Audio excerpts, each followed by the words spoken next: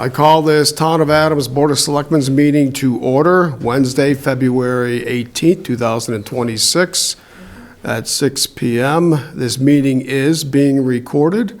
The Board of Selectmen meetings are recorded and televised live on Northern Berkshire Community Television, Channel 1303. I know some people have a hard time hearing our discussions here, but that's our equipment, that discussion for another night.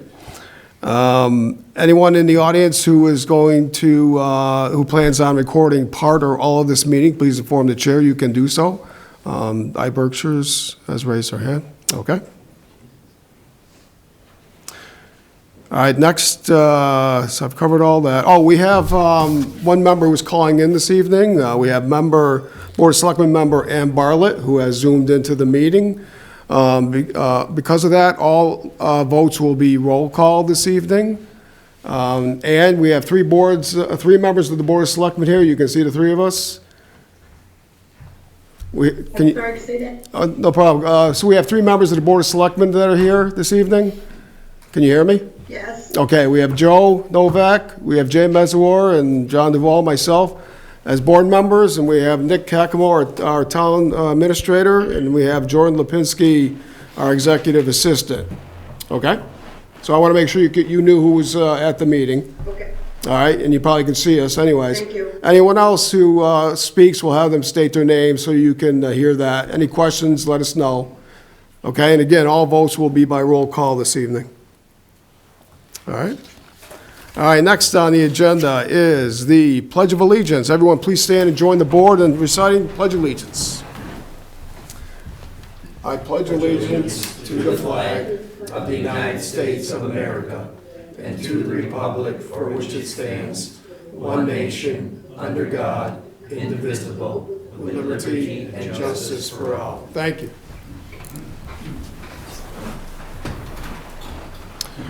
Next is approval of the minutes, February 4th, 2026. It was a Board of Selectmen's meeting. What is the board's pleasure? I make a motion that we waive the reading of the minutes and approve as presented for Wednesday, February 4th, 2026, the Board of Selectmen meeting minutes. Motion by Jay. Do we have a second? I can't second it. I wasn't Okay. here. Ann, did you want to second that? I'll second it. Okay, second by Ann. Any discussion? Hearing none, this is a roll call vote. Now, do you take the roll, Jordan, or do I take the roll? I write it down when you do. Okay, okay. Point of order? Point of order, yes. Sorry, was Ann here on the board? No. No, I don't think so. Okay. No. All right, so what we do, so can you retract your second, Ann, please? Because we do not believe you were at that meeting. I was not at that meeting. Okay, thank you. So I'll second that. So we have a motion and a second. Any final discussion, and thank you for the point of order. Hearing none, this is a roll call vote. Ann? I'll have to abstain. Joe? I didn't even read the minutes. Okay. Joe? Abstain. Jay? Yes. And yes. 2 in favor, 2 abstentions. Next is public comment. Anyone in the audience who would like to address the Board of Selectmen, please come up to the podium and state your name, and so Ann can also hear you. Christopher Martindale. I'd like to address the parking on Jordan Street. Okay, that's part of tonight's agenda, right, Chief? Okay, so okay, thank you. I'll allow you to speak. Anyone else who would like to address the Board of Selectmen? All right. Okay, moving on. We do have a public hearing at 6:05, and it's just about 6:05 right now.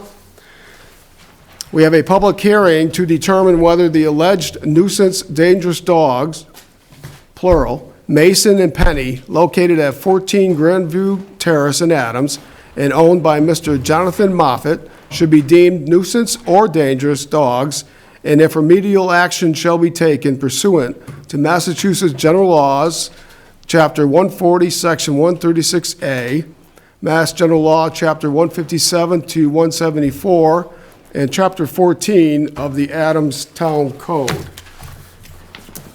I've been provided with instructions from our legal counsel on doing a dog hearing. We've done a few over the years, and it's just not something we do every day, so I'm going to read through this, and please bear with me. Okay, according to the set of rules as provided, the chair can call the hearing to order, but the board will close the hearing. So the first item, as Board of Selectmen Chair, I call this hearing to order as a first step. Okay, then I need to establish the ground rules, that testimony will be limited to the issues directly related to the subject matter of the hearing. Only one person will be permitted to speak at a time. All discussion will go through the chair. All parties will be expected to conduct themselves civilly, and argument between parties will not be permitted. The proceeding, okay, should be recorded in the recording preserved, which this meeting is being recorded, okay? So the reason for the hearing itself, and that is, whereabouts is the exact wording that I want to use? Yeah, so the complaint was issued by Brianna Shepherd. Right. And you'll note that the town sent via certified mail on February 9th to both Miss Brianna Shepherd at 22 Highland Ave and Mr. Jonathan Moffett at 14 Grandview Terrace. Those certified letters were sent February 9th. We did get one returned as of signed February 10th from 22 Highland Ave. In this, you'll see the letter that was mailed via certified mail to both addresses, which is that dated February 9th. Do you want to read that, John? Regarding the public hearing. It's pursuant to your request received by the town of Adams in 2025. So I think this actually dates back, so it'd be that paragraph and the date and time, and then the second paragraph there. All right, so, dear Mrs. Shepherd, pursuant to your request received by the town of Adams in 2025, the Adams Police Department and the Adams Animal Control Officer, the Adams Board of Selectmen, the Hearing Authority, are hereby requesting your presence at a public hearing in the first floor Select Board Meeting Room in Adams Town Hall on Wednesday, February 18th, 2026 at 6 p.m.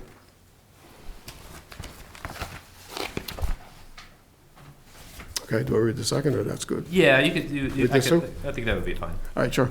All right, so during this hearing, a review shall be made of the complaints and determination made if Mason and Penny are considered to be a nuisance or dangerous dog, and if remedial action shall be taken, or if the dog should be destroyed pursuant Massachusetts General Laws, Chapter 140 and 136A, Mass General Law, Chapter 140, 157 through Sections 157 through 174, and Chapter 14 of the Adams Town Code.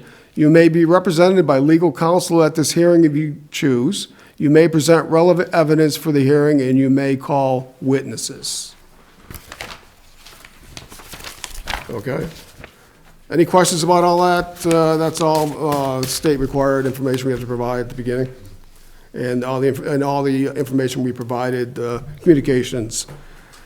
So, next is that anyone who plans to take part in this hearing, have any, be a witness, have any evidence, including the acting chief of police.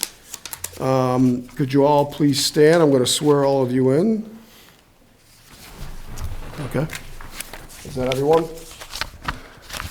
Okay, please raise your right arm, right hand. Okay, so the testimony I am about to give in this matter is the truth, the whole truth, and nothing but the truth. Say I do, or say I agree. Thank you. All right, everybody is sworn in. Move on to collection of evidence. All right. Invite the complainant to the podium. All right. All right, so Ms. Brianna Shepherd, could you please come to the podium?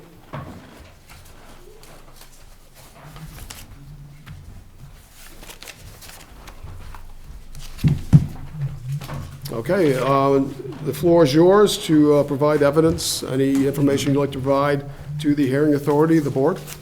Okay. Do you want me to start by just saying what happened that day? Is that Sure, you better? can, sure, that'd be fine. Okay, so, on November 25th, I was walking my dog with my 2 children and my sister Claudia. We do like our neighborhood kind of route all the time. And when we walked onto I live on Highland Ave, and Grandview's parallel to us. So when I walked onto Grandview, I was pushing my 1-year-old son in a stroller, and my 4-year-old daughter was walking, and my sister was walking kind of near her.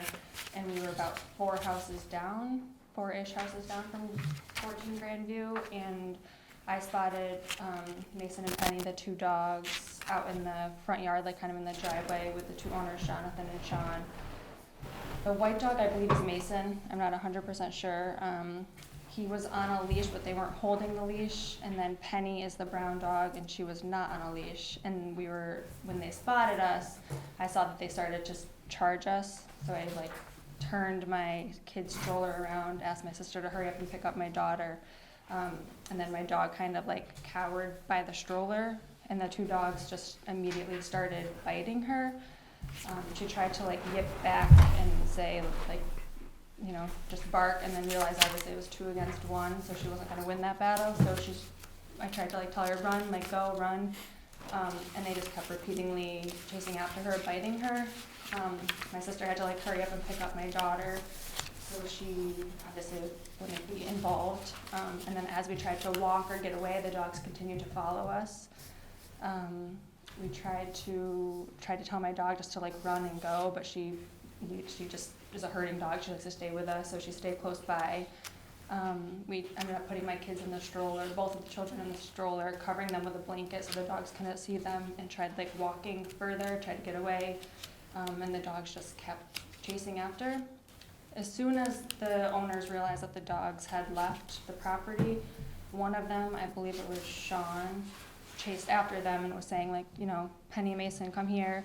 And then the other one had to get in the truck to drive down. So we were far enough away from their house where he had to kind of get in the truck and drive. So he drove down but never got out of his truck. So stayed in the truck and just kind of watched what was happening while Sean was trying to grab the dogs. He was able to get the 1 dog that was on the leash, Sean was, so he grabbed that dog and put him in the truck, and then he came back and was kind of tiptoeing and frolicking, I guess, almost like he was nervous about them, and was trying to get the dog, still barking and trying to bite at my dog, and was able eventually, when my dog stopped running, to grab the dog by the neck and then pull him into the truck as well. And then, what am I missing? Yeah, so my dog's name is Win, so she tucked under the stroller and finally put her tail between her legs and stopped running. And then that's when the dog just stood in front of the stroller, barking at my children and my dog, and was aggressively barking instead of attacking. So she finally stopped attacking when my dog stopped running, and then stood in front of the stroller barking. And then Sean was able to grab the dog and get him back in the truck. Did I miss something? Any questions from the board? No, Oh, I actually, read- I did miss something, kind of an important part. Sure. So my sister was holding my 4-year-old who was kind of clinging to her, and my dog was I kept trying to tell my dog to run, go home, just get away, but she wouldn't leave us. So in the event, she was kind of staying close by us, she was nervous. She kept looking at us to pick her up, but obviously I didn't want to get involved because my children were there, so I couldn't do anything really. So because my dog kept trying to go near my sister, they actually got my sister in the leg too. I don't know which one. We don't know if it was the white one or the brown one, but one of them got her in the leg as well. So yeah, I forgot to add that part too. Could you just summarize who was hurt, who was supposedly bitten by one of the 2 dogs, or both? So my dog was bitten. Okay. I do have pictures. I don't think the scanned pictures look good. She didn't, the only thing that she made her bleed was that they ripped off one of her claws. So her claw was bleeding, and she had 3 bruises on her back. And when I called the vet, they just said to check for internal bleeding, like gave me signs and symptoms to check for internal bleeding. And then my sister was bit, but they also didn't break skin, so her doctor was able to say like, that you're fine, just monitor. Yeah, that was gonna be my question, if you incurred any vet bills, but you No. did, and they just told you to watch the dog and see if there was any internal bleeding? Correct. Okay. And she ended up being fine. She was nervous, but she wasn't injured.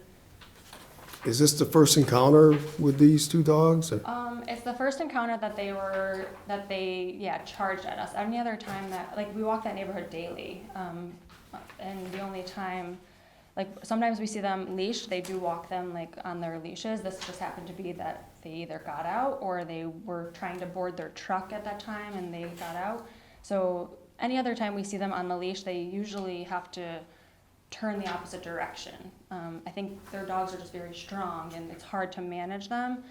And I think when the two of them are together, it's even harder. So we have encountered them before, but they usually have to turn around in the opposite direction, so we never cross paths, really. Okay, so this has happened once. This is the one occurrence For me personally. for you yeah. personally, okay. Any, Jay? We got some photos here as part of the evidence, and I'm just wondering if this is, it's black and white, so Yeah, it's I'm kind gonna of hard to give you see. Sure, I was just wondering if this is a cut on the Okay, dog's so that's face? not my dog. Okay, so this is a different dog. That one is, Okay. these same dogs, I have a friend who lives behind me, and I didn't realize it was these two dogs that attacked her dog in Okay. 2023. But she had an incident where those two dogs also attacked her dog, and she did sustain a vet bill. So that one that you're looking at, there's a laceration under the eye. That goes with the letter from Elena. Okay. I'm sorry, they were mixed up.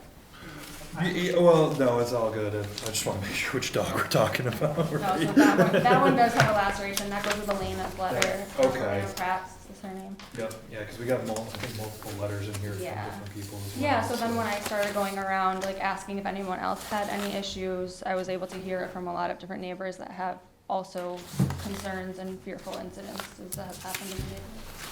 Which is why you got so many letters. Yep. And I guess, if I can continue, Sure. then at that point, did you call animal control, once after the incident occurred? Yes, I believe I might have called her that night, either that night or the next morning. I have it written down in my letter with the timeline. Okay, and at that point in time, was there any recommendation or anything? She had told me that because it was an isolated incident, that I should record, and because there was no skin broken, that I should just try to videotape the next time that they're off a leash or something of the sort. And then I just felt like I am fearful to continue. I haven't walked through my neighborhood one single day since this incident, because I'm afraid that they're gonna now that the two dogs know that they've attacked my dog, that they might do it again. So I haven't walked up there, even with my children. I haven't gone up there, even without my dog. So yeah, I haven't been around their house to record anything. or to Yeah, have and it. according to the complaint letter, I think this is probably stated, but this incident occurred on November 25th, 2025. Correct. Okay. All right, that's everything I have. What breed of dogs are the two that attacked, you know?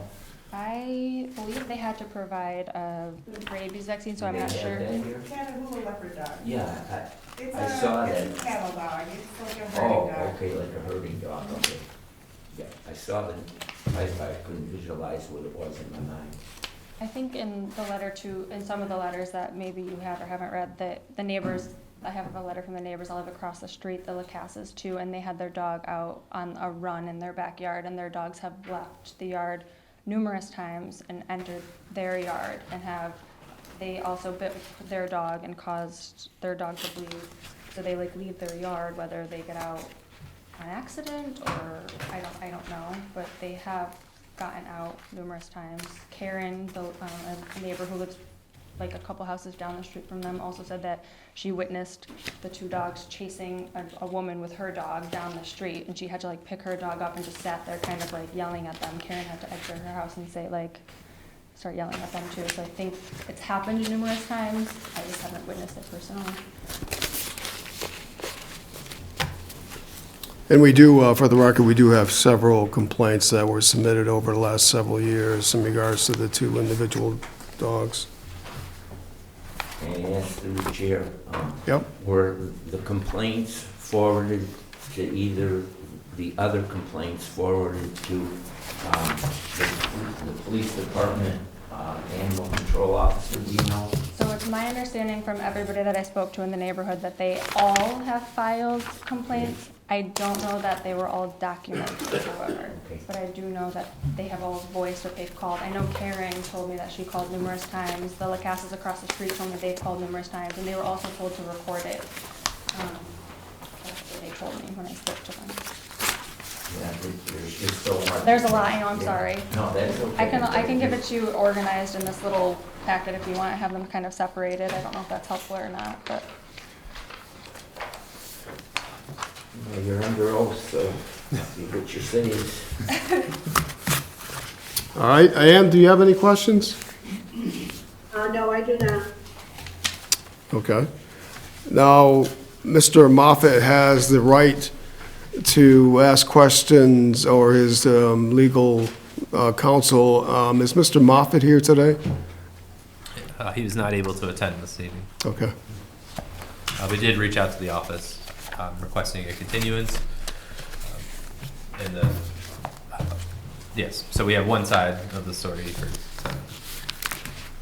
Okay, is Mr. Moffett the only owner of the dogs? He's the owner of the two dogs, right? There are two men Or that are there reside two in own- the house, but they both? I think Jonathan might be the owner of the home. I'm not entirely sure. Yeah. He's the one listed on the veterinary vaccination proof forms. Right. So he was not able to make it this evening, requested we change it, and we continue with the hearing. Okay, is there anything else you'd like us to know? Any witnesses or anything else from the board before we move on to chief? Okay, thank you. Thank You you. good? Acting Chief Tim Sorrell? Well, good evening. Unfortunately, the ACO is out sick.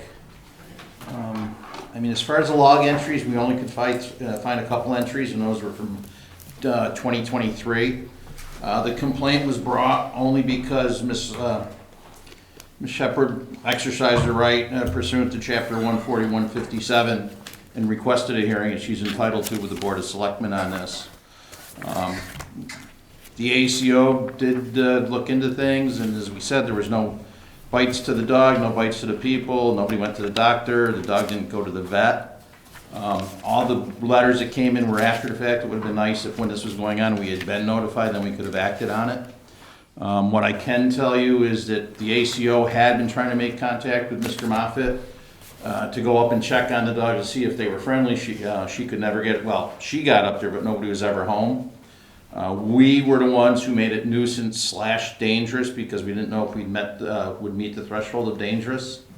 You have her report, send me reading, and I'm sure you can read it yourselves. One of the recommendations, if you were looking for a recommendation, that the ACO would have recommended would be that if it was deemed a nuisance, that it be muzzled when to and from the house to the vehicle, and being muzzled when it was on a leash and being walked, also being leashed when it was going to and from the vehicle. Everybody involved got a citation. Some people were unlicensed, some dogs were unrestrained, so in a nutshell, that's all we were able to do at the time.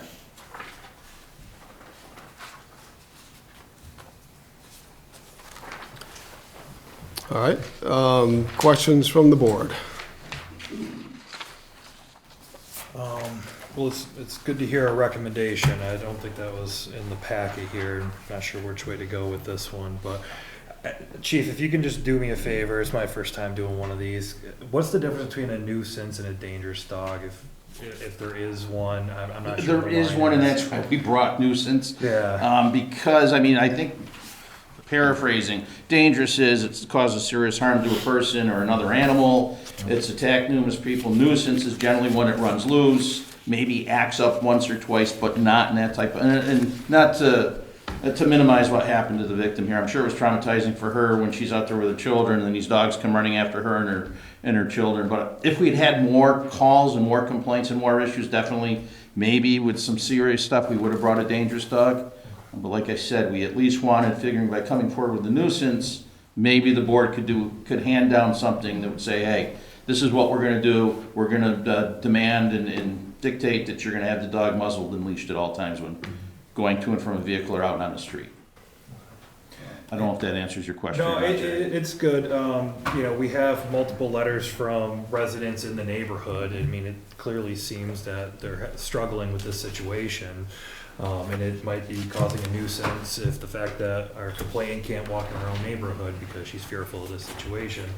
I guess it just lies into what our role here would be to hand down some type of sentence at some point, but makes it tough when the other complainant or when the other defendant isn't here tonight, so we get one side of the story.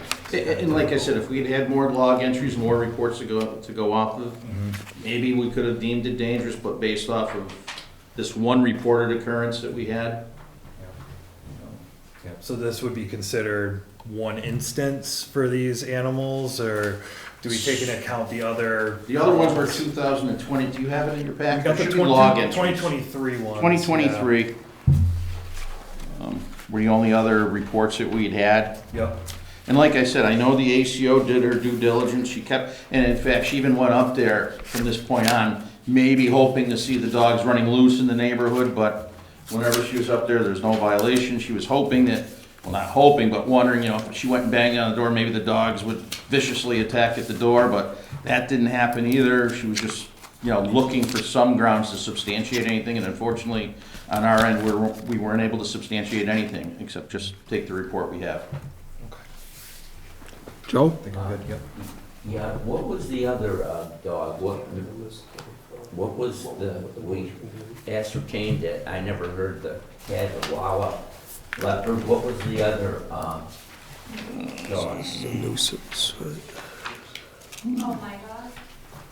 My dog? Could you please come up to the Look, podium, please? Thank you. well, there was two dogs, right, Brianna, that attacked your, Oh, what their dog was? yeah, Yeah, I think I got it here, Kabir. My dog's an Australian Shepherd. Right, yeah. Yeah, they were both the same thing. Maybe one was lacking the leopard part of it. Yeah, that's what that's for. Yeah. okay, because it says just canine, that's. Oh, okay. Do you have the rabies certificate in there, Joe? In your packet should be rabies vaccines and list of dogs. Yep. It's the last 2 pages.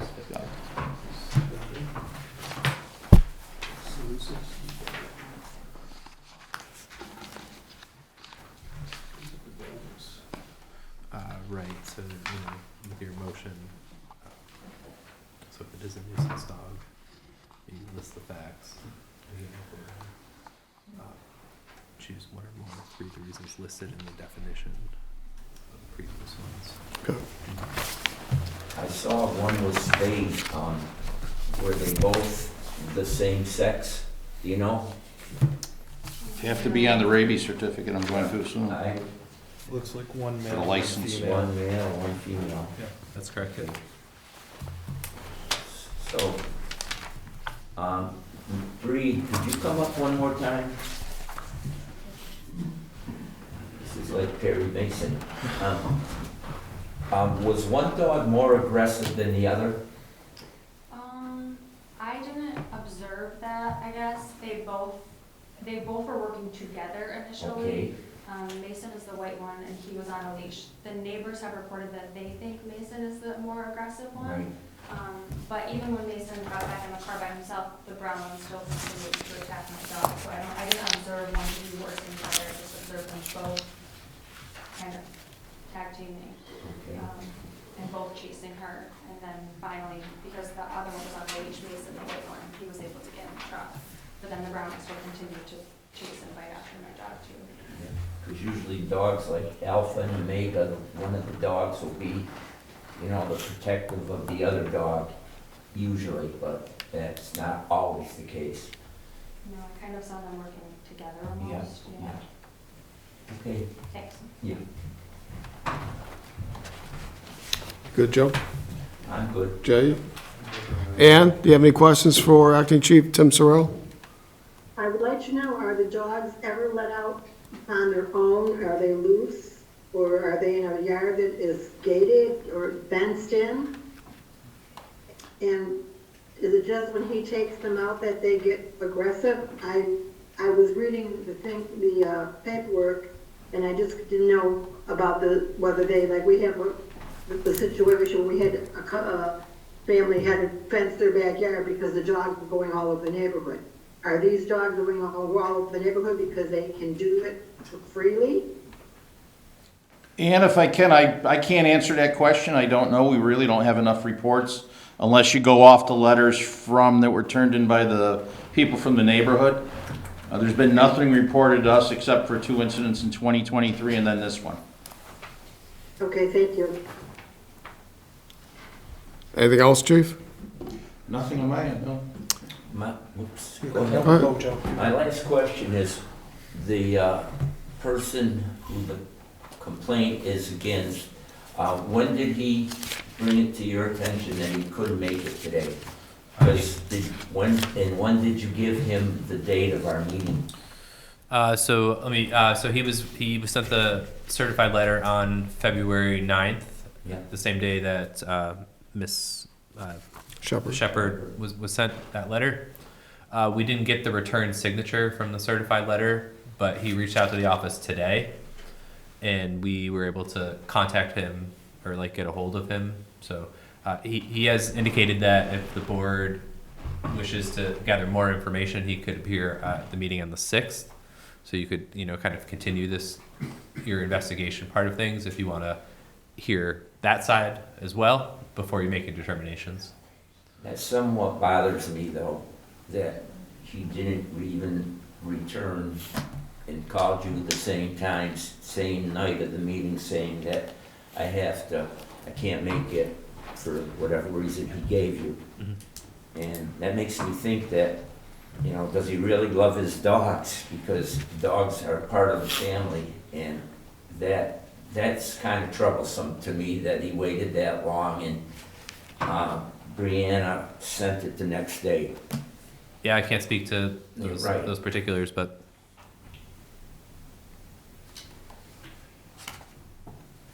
He mentioned in an email that was dated today, the 18th, that this is what he indicated, that he received the notification today for some reason.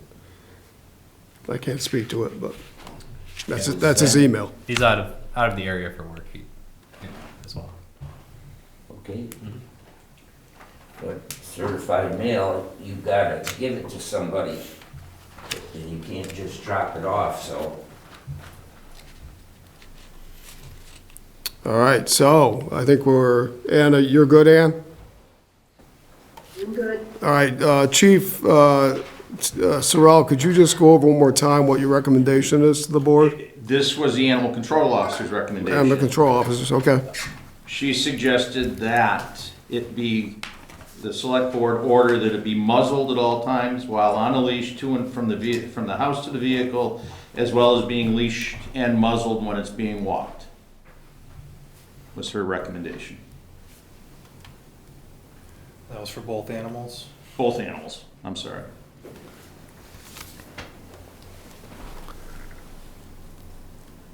So I got some words here from KP Law. If it's determined a nuisance dog, or they give you a sample recommendation for a motion, but a nuisance dog, we have to choose one of the, if we go this route, you guys can, we have not finished yet to determine if we're going to even do this. But a nuisance dog is 3 areas. 1, by excessive barking or other disturbance is a source of annoyance to a sick person residing in the vicinity. Or 2, by excessive barking causing damage or other interference, a reasonable person would find such behavior disruptive to one's quiet and peaceful enjoyment. Or 3, has threatened or attacked livestock, a domestic animal, or a person, but such threat or attack was not a grossly disproportionate reaction under the circumstances. So if we do make a motion and take action, I would assume item, the third one would be in your motion.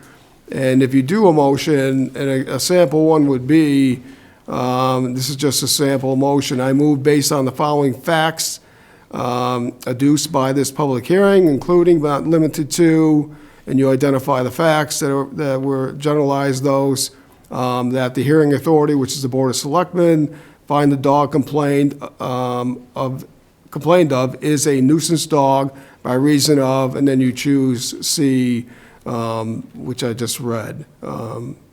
So just to give you information, if someone does want to make a motion, so we have two choices, or you have three really. You can determine that these dogs are not nuisance dogs, and, or you can determine that they are nuisance dogs and make that motion of what the action is going to be. Or the third one is that, so I'll get the third one. So it's not a nuisance, it is a nuisance, and, or you can make any other action, well, within the confines of the KP Law recommendations for the nuisance dog. So, or the third one, I remember now, see, comes back to me. The third one is we could postpone the hearing, the remainder of this hearing to be able to hear from Mr. Moffett, which would take place on our next meeting, which would be either next week, we may have a meeting, or March 4th, to hear Mr. Moffat's side of this. So back to discussion to the board. I mean, it's unfortunate that Mr. Moffett couldn't attend the hearing tonight to hear the other half of the story, and I'm not sure if that would change the ACO's recommendation, since she's been a part of this from the very beginning and has seen all the evidence. She's probably more equipped than I am to make the judgment call on if this dog would be a nuisance or not. So if the recommendation is the fact that this dog would be considered a nuisance, and the recommendation is to have him muzzled, I think that's the recommendation, correct, Chief? That From is the what the ACO? ACO recommended, yes. Okay. Then, yeah, I don't know if anyone else has anything to say, but Okay. seems like a good recommendation. Joe? I always like to hear two sides of the story. And that's what, you know, the jury's all about, or a court case. And I would like to know if that would be the case, that Bree can be sworn in again and able to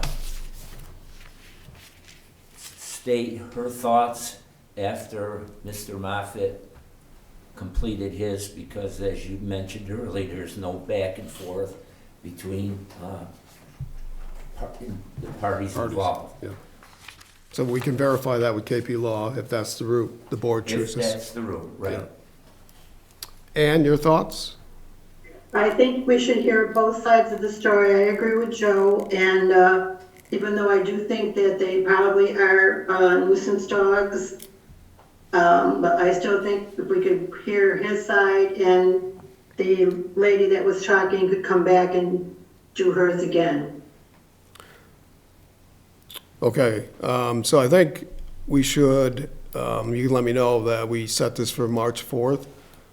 Yeah, we would repost. If for this March is the 4th. way you go. We can post it for March 4th, and that's the opportunity for Mr. Moffett to come in and give his side. We will check with KP Law.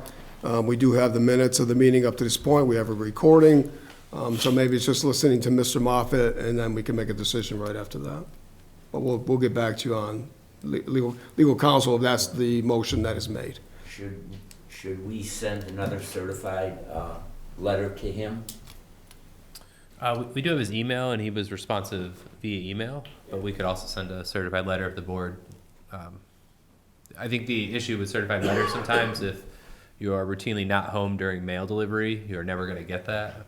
But we could send it first class as well. Excuse me, how about if you want to do that, we'll also serve him in hand, so that way they don't have to show up and have him not here again. So if you want to get us the letter, we'll try to serve him in hand. And he was responsive today, so we assume that he'll pick up the email tomorrow, and we'll confirm his attendance for the 4th again. Well, you're just hearsay, Nick, that he said he was gone. I mean, Yeah, I understand. And so the police department will deliver by hand the notice of the March 4th meeting, and his presence is requested. And if we choose to postpone, then that gives a chance for the ACO to also attend to with any further information. Oh, most definitely she will be Yeah. here, yes. Okay, perfect. Okay. Okay. All right, what is the board's pleasure? I make a motion that we postpone the rest of the public hearing to determine whether alleged nuisance dangerous dog Mason and Penny located at 14 Grandview Terrace in Adams to the March 4th The next meeting. meeting. Would it be a continuation?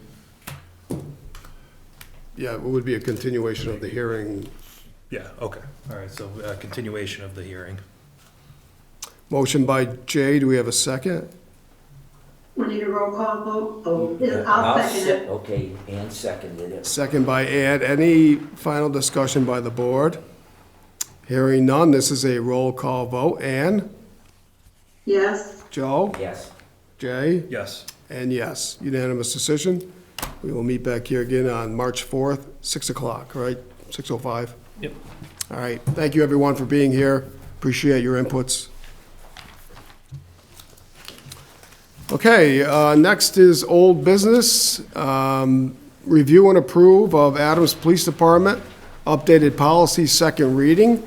You simply go back to the minutes of the last meeting, which lists the police department policies that were reviewed at a previous meeting. This will be the final reading. Any changes should be made this evening. Chief, do you have anything that needs changing, or you're good to go with what was We are presented? good. They're up and running and we're following them. Okay. What is the board's pleasure? I'll make a motion that we approved the Adams Police Department updated policies as written and given to us. Okay, this will be the second reading. Motion by Jay. Do we have a second?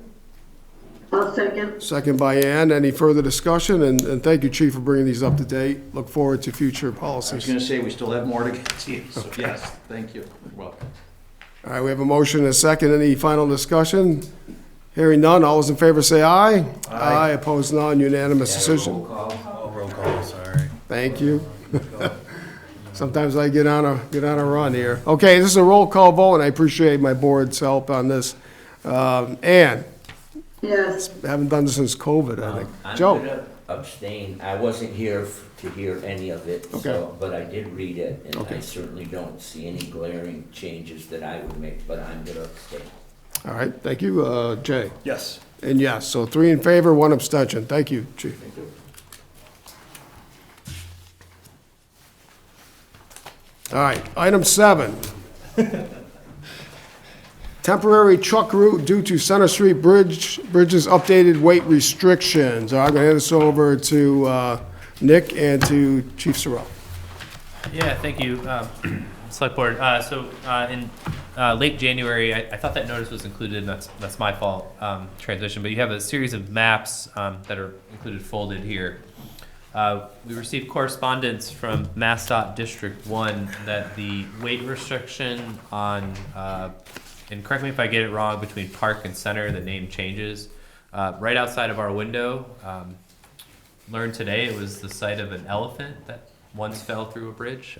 It was the talk of the town hall today. But that is the bridge in question. So the weight restrictions have been downgraded. And in an email from MassDOT District 1, they outlined the new weight restrictions. And I'm not great with giving the best visual to weight reference. I can't accurately tell you what a truck weighs going over this bridge, but it's going to result in a changed traffic pattern. So there were two new routes that were discussed. So I should have noted, MassDOT gave us 30 days to make this determination, and the correction is should be implemented next week, pending the DigSafe location checks and the actual signage being able to be installed, and whatever weather conditions may be forthcoming, and frozen grounds and so forth. but you'll see a set of 3 maps that are outlining the new routes, both north and southbound. So we'll start with the northbound. So if heavy commercial vehicles are heading northbound on Route 8, instead of going over, we'll call the Elephant Bridge, they'll be directed up Myrtle, up Pleasant, up Depot, and then would reconnect at the intersection of Hoosick Street and Columbia, and they could continue north. That is the same route if you are coming northbound from 116. So rather than heading straight over Center Street in the bridge, you would make that right onto Myrtle Street, continue on Pleasant, Depot, and Columbia. Subsequently, if you are coming southbound, signage is going to be installed around Specialty Minerals, and heavy commercial vehicles will be instructed to go take the left onto Lime and then cross onto North Summer Street and head south towards Center to continue their southbound travels. So that's the signage that will be put up next week. And this was reviewed at the Traffic Commission last week, or Chief Sorrell attended. And if you have any questions, Yeah, I was wondering if you could just go over a little bit of history of this, because we're kind of blindsided as a community. I know this is state-owned, and they do their inspections every so often, and all of a sudden, they send you a letter saying your score from 1 to 10 is 6, and you're gonna have to change the traffic of your heavy vehicles, your trucks, in 30 days with your signs put up. So they really, it doesn't appear to me, unless we've missed something over time, that in 30 days, we had to take care of all this. And it's going to be a major nuisance to our community. So I'm just curious of the short time frame here without, as far as I know, without any discussion with us, even over a meeting or a phone call. yeah, it was very short notice, and subsequent follow-ups it was largely communicated that this is a state-owned bridge and sort of out of local control as far as they're concerned. But yeah, we received that initial email, and that was the only correspondence, like direct correspondence on that. So there's been some internal workings with the highway department and MassDOT for locations and like actual physical signage. I think MassDOT's providing most of it, if not all of it. But they were very short in details and provided no other correspondence than the email from I think it was January 22nd. Yeah, I want to concur wholeheartedly with Chairman Duval. Mm-hmm. I mean, that's going to cause an awful lot of problem in this community. And depending on how long this bridge is going to be out of commission, the next thing you know, the routes that we're taking them on, those roads will be impacted with the use. Because you can see Park Street, you can see the truck traffic, you can see the two wheels on each side that indent. And if we're gonna have traffic in residential areas of that magnitude, the state ought to be better on that. It's nothing to do with us. They're the one that gave us something that we had no say in. Are they gonna pay to have the bridge replaced? They have not indicated that at this point. Because there's so many bridges that are failing in this Commonwealth, and there's a list a mile long. So where will that put us? That's our main street. And if you look at the streets that, I know that the chief and the traffic commission are doing their best to find a remedy to this, but the remedy is going to end up causing more trouble, not just road-wise, but in residential areas, and trucks going by at nighttime that use our roadways. It just doesn't make any sense, and I would like to have somebody come from the State Highway Department who sent this edict to us that we can't have vehicles there. We should quickly get a hold of our state representative, our state senator, and tell them, look, you know, something's gotta give. We can't do this. We really can't. And Chairman Duval's completely right. That's just gonna be a, you know, it's gonna be a trouble for our town. And our town isn't built to put trucks down like North Summer Street and all of those roads. With cars parked, you won't even be able to get two good-sized trailer trucks by each other. Excuse me, Mr. Yep. On that segue, if I can. Traffic Commission is also asking for, we're giving a recommendation, asking for permission to do away with the 15-minute offloading in front of the Barrett House down on Pleasant Street, as well as no parking on Summer Street. Because as you said, it's gonna be tough for two tractor trailers coming that way. So, and you know as well as I do, if you're even driving your personal vehicle there, sometimes you're weaving in and out. So one of our recommendations is to have no parking on Summer Street from Orchard to Spring Street. Yeah, then you're gonna get the homeowners and others, they'll be coming in, you know, one after another. I don't know, it just doesn't make sense. I would really ask Nick if you could get a hold of, I think it's Region 1 they go by, I think their headquarters is in Lenox, and have somebody come up and explain this to us. I mean, like Chairman Duval said, we got blindsided. I couldn't believe it when I read that, where these cars and trucks were gonna go. You know, and Summer Street is a beautiful street with beautiful homes, Victorian homes. I think it's under the registry of, you know, historic homes and things. And, you know, trucks they make their best time on night travel if they can. And they're just gonna be, I don't know, it's cockamamie to me. Yeah, we were dealt a bad hand. There's no question Yeah. about that. But at least, this will be my last statement, at least ask them to come forward and please get a hold of our state rep and our state senator and let them know about this, because it's crazy. Yeah, we can certainly do that. Okay. As Joe mentioned, sorry, Jay, but as Joe mentioned, Park Street, because of the heavy trucks that go through here, it's one of the two highly populated, driven roads in the county, that Park Street, which we had done over about 10 years, if I can remember correctly, that the ruts started to form with all the large trucks that come through here. So I'm just concerned about the other streets also. And before you talk, Chief, do you want to add anything to the Traffic Commission, any more information to us? Like I said, I think our only changes were just that we have to do away with some parking in front of the Barrett House and on Summer Street. Otherwise, it's gonna be even worse for those trucks to come through. You know as well as I do, if you're heading over Pleasant Street and you get over that bridge by the, was it AJ's down there, it's gonna be tough if there's cars parked, they're dropping people off, and their tractor trailer's gonna have to swing out and get around them at the end of Spring and Pleasant. So our recommendations are that we lose the drop off in front of Barrett House and the Summer Street parking.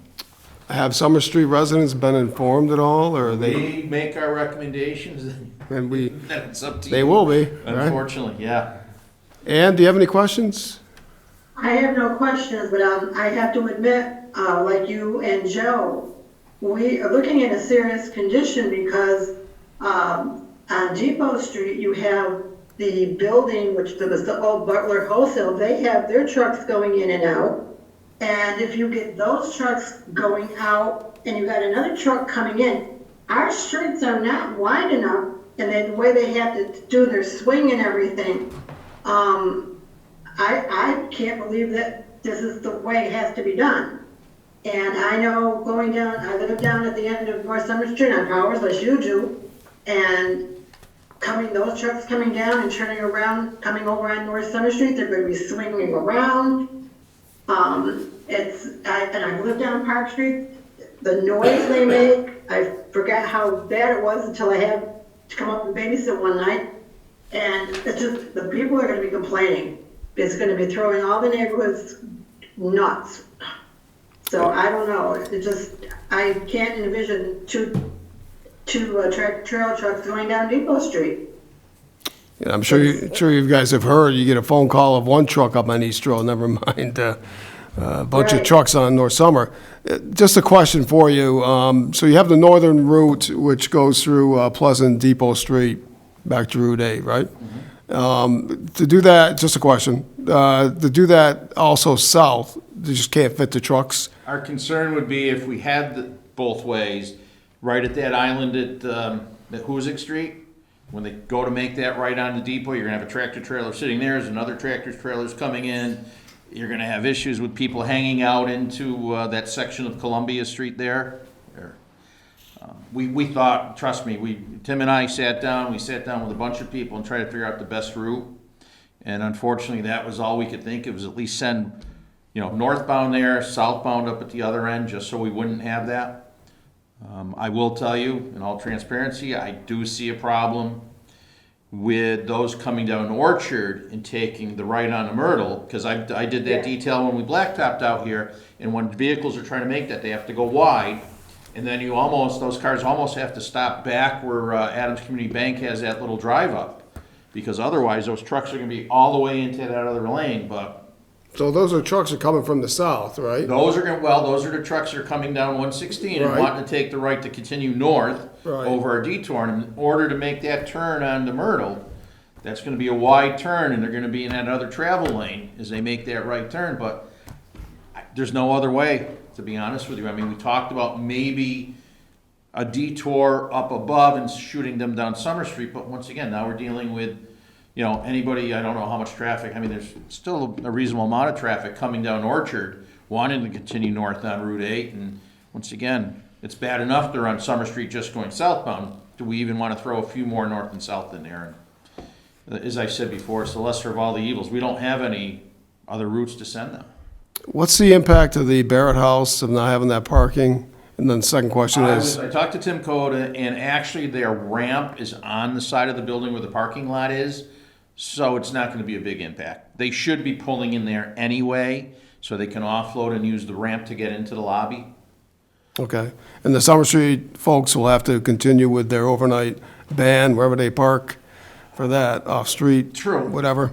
The last thing I have is, the question is, and maybe the town administrator or Jay Mez on the MPO can find out for us, what, they may not have a date now of when it's going to be worked and the estimate of completion, but it should be nice to have that so we can inform the public that it's going to take, 2 years and this, before the bridge is completed. We have no information how long it's going to take, when's it going to start. We just don't have no information. Not your fault or anything, but it'd be nice to know if we just had a date and so the public will have some awareness of when it's going to be completed. It would be wonderful, as Joe had said, that our state reps and senators Yeah. get this to the top of the list, because the quicker it gets done, the quicker we're back to normal. Right. And, Nick, I'd also like you to ask, when this was viewed, because I do remember, I happened to be down, they had they have that truck that they go and they can go under the bridge.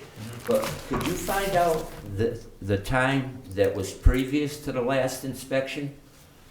And what changed so much in a short time? Because they have a list of when they inspect the bridges. Right. So could you find out when, prior to the one that's just taken place, when the one was prior to the most recent?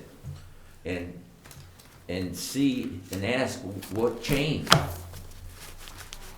Yeah, I'd be happy to try to see if they'll Okay. relay that, Yeah, that history for us. yeah, okay. Okay, we have a recommendation from the Traffic Commission. What is the board's pleasure? Chair, if I can speak to Sure. to this matter. I was at the Traffic Commission meeting, just in the audience, and I know there was a robust discussion in terms of, the traffic patterns, and I think our Traffic Commission knows our roads just about as good as anyone, so I know you guys did your due diligence in looking at every route possible. My big concern is Depot Street and Pleasant Street were just redone. There goes that project. The tractor trailers are on that. We see what it does to Park Street. What can it do to those roads? What can it do to the bridge that's right there as well? We got one bridge with a problem. What happens there? The state gave us a blow with this one. This is gonna really disrupt the traffic, not just for the tractor trailers, and I'm assuming this might impact our fire department as well, the fire trucks, so that's another big concern here. But it's also gonna affect our commercial vehicles and our residents in general, because now their flow is going to be off as well. This is a major issue, and I agree wholeheartedly with the rest of the board to let the state reps know, the state senators know what's going on. I will be emailing first thing in the morning to the MPO to see what can be done about this, because it is a huge nuisance for our town. So we all gotta come together with this one. We're gonna have to suck it up a little bit. I hate to admit that.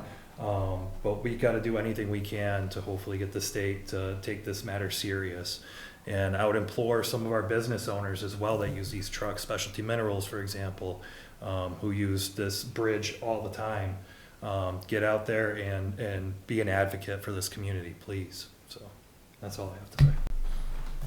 So District 1 has been good to us in the past several years. But however, this is a tough one to take. Chief, the fire department's been aware of this, so they're good. They've been Yes, sir. communicated. Yes. Ann, you got anything else? No, I do not. Okay, Jay, Joe, are we good? Something quickly, the Barrett House has a lot of elderly people. The ambulance is there almost daily to, get people because, they're elderly and they're feeling something's coming on to them. And then we have the inn right there. So people are gonna come and stay in the inn and listen to trailer trucks go by all night. It's just unreal, that's all. I mean, you couldn't write a scenario to make it any worse than the reality of this. The only other scenario worse is if it was actually shut right down to all motor vehicles.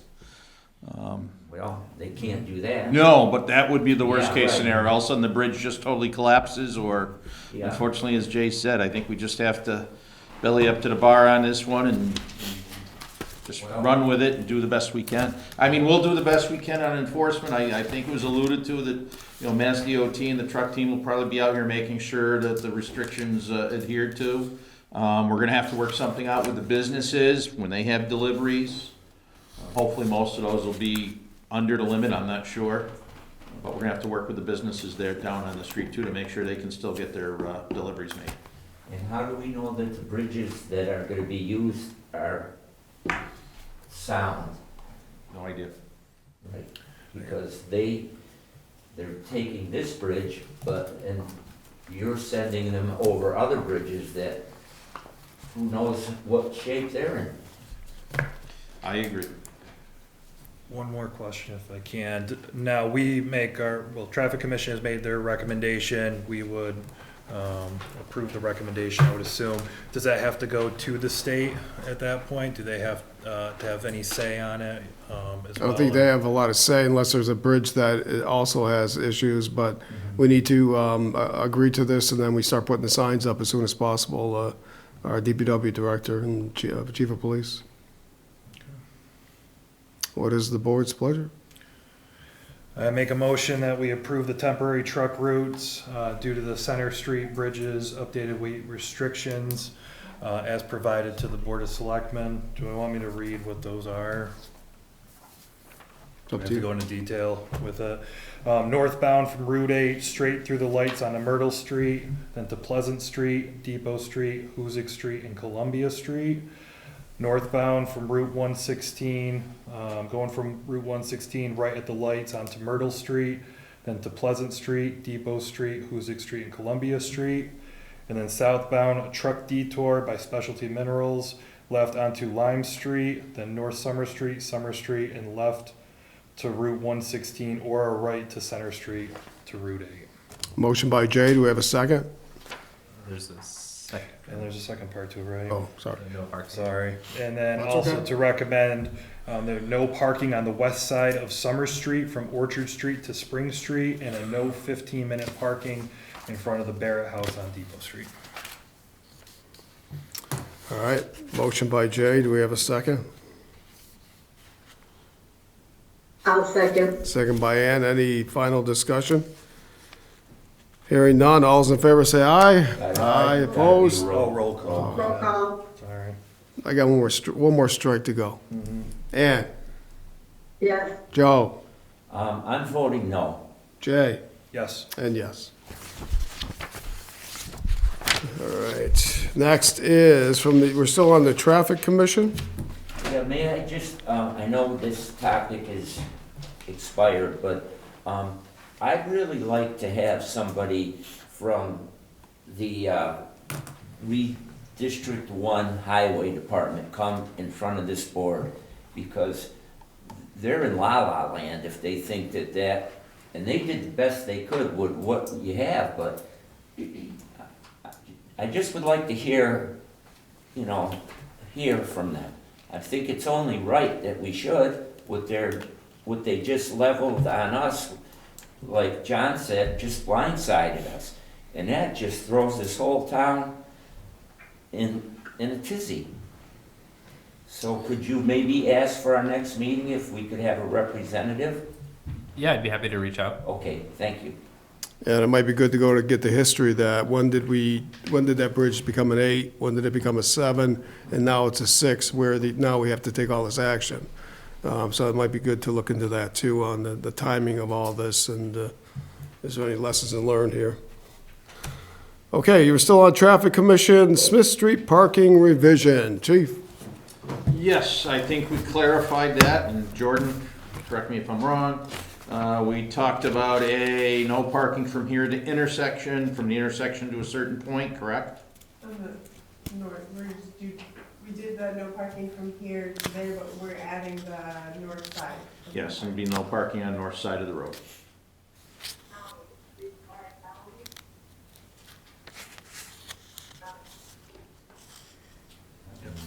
No, Ann isn't talking, I think. Oh, okay, okay. Something in the back. That was something, I think last time we met, we just had to clarify, there was some confusion about which side of the street we're talking. All right, so So, coming down Smith Street, we're saying no parking, coming down Smith to Summer Street. on what side? It's going to be on the north side North side coming down Smith. Yes. There's no parking on that side at all. at all. And we're Signs- having a no parking from here to from the intersection to here on the south side. So if you're going Summer, take a right on to Smith. So that way we don't have somebody trying to come around that corner if somebody's, have that little bottleneck there at the intersection. So Okay. that's the clarification. All right, any questions, Jay? No, I think this is just a clarification, which side of the street that Yes. we wanted. 'Cause it was Yes, raised there was some before. confusion when we had our last meeting. Joe, you good? No, it makes sense to do that. And anything else? No, Do we have a motion? I'll make a motion that we approve the Traffic Commission's recommendation to have a no parking on the north side of Smith Street. Motion by Jay, do we have a second? I'll second. Second by Ann, any further discussion? Just one quick question. Joe? Were the residents of Smith Street made aware of this? They were made aware during the process at the beginning of Traffic Commission, and they were encouraged to attend, I I believe. believe so, yes? Yep, and there were some pretty good discussions during that meeting, as I have been told. So yes, they were the butters. Any other discussion? This is a roll call vote. Ann? Yes, Joe? Yes. Jay? Yes. John, yes. And the last item under Traffic Commission recommendations is the Jordan Street parking. We have somebody who's gonna speak up, and I'll let him get up here as soon as I give my spiel. What we did for a traffic commission, we had some issues down there, and we know that we have the apartment building number 17 to 31. They don't have the parking, off-street parking, because of the issue with the culvert. So then we turned around, we said, we're gonna give you permits to park on the street, which nullifies you from the overnight parking, from the no parking.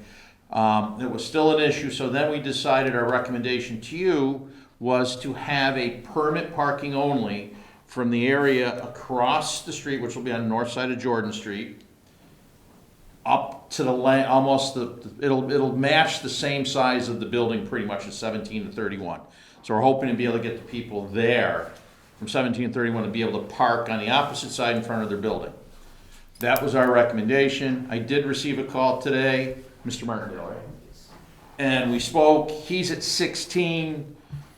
He's rightfully unhappy that, people are gonna be parking in front of his house when he can't park there. So I made a recommendation. I suggested then maybe you need to come and talk to the select board. So that's what we tried to do, is limit the permitting parking just to that area, but that does affect Mr. Martindale. So I'll let him come up and tell you his concerns. Okay, if you don't mind stepping up to the podium and stating your name. Christopher Martindale. So my issue is I've been in my house for 10 and a half years. We've always parked on the street. I have tenants upstairs. It's a duplex, one driveway. It's never been an issue. Now all of a sudden, I know where the problems are stemming from. They're stemming from 19 Jordan Street. We know them partially, like the kids have played together, stuff like that. Well, they are upset at 19 Jordan Street because the mother has messaged my girlfriends pretty much saying, like, I refuse to park one house up because I have every right to see my car when I look out my front door. Like, to me, that's pretty absurd. When I came here earlier, because I wasn't sure what time this was going on, I went back home, I was salting my driveway. Her boyfriend was out pretty much knocking on everyone's door, making them move cars, so his wife had a parking spot in front of my house because they refused to park anywhere else. Now, like I said, I have 2 tenants upstairs. They've always parked on the road. It's never been an issue. So I came here and I spoke with Jordan, right? Mm-hmm. And because the police officer, because I've had the cops call on me more times than I can even tell you, and I think it's absurd because I feel like these gentlemen have much better things to do with their time than worrying about a parking spot. So the police officer was like, go down to the town hall, speak with whoever you need to speak to, try to get 2 parking passes. I don't even care if my tenants park in front of my house per se, because my neighbor's house, because we've discussed this too, my neighbor's house, in front of their house, in front of that house, nobody parks there besides us.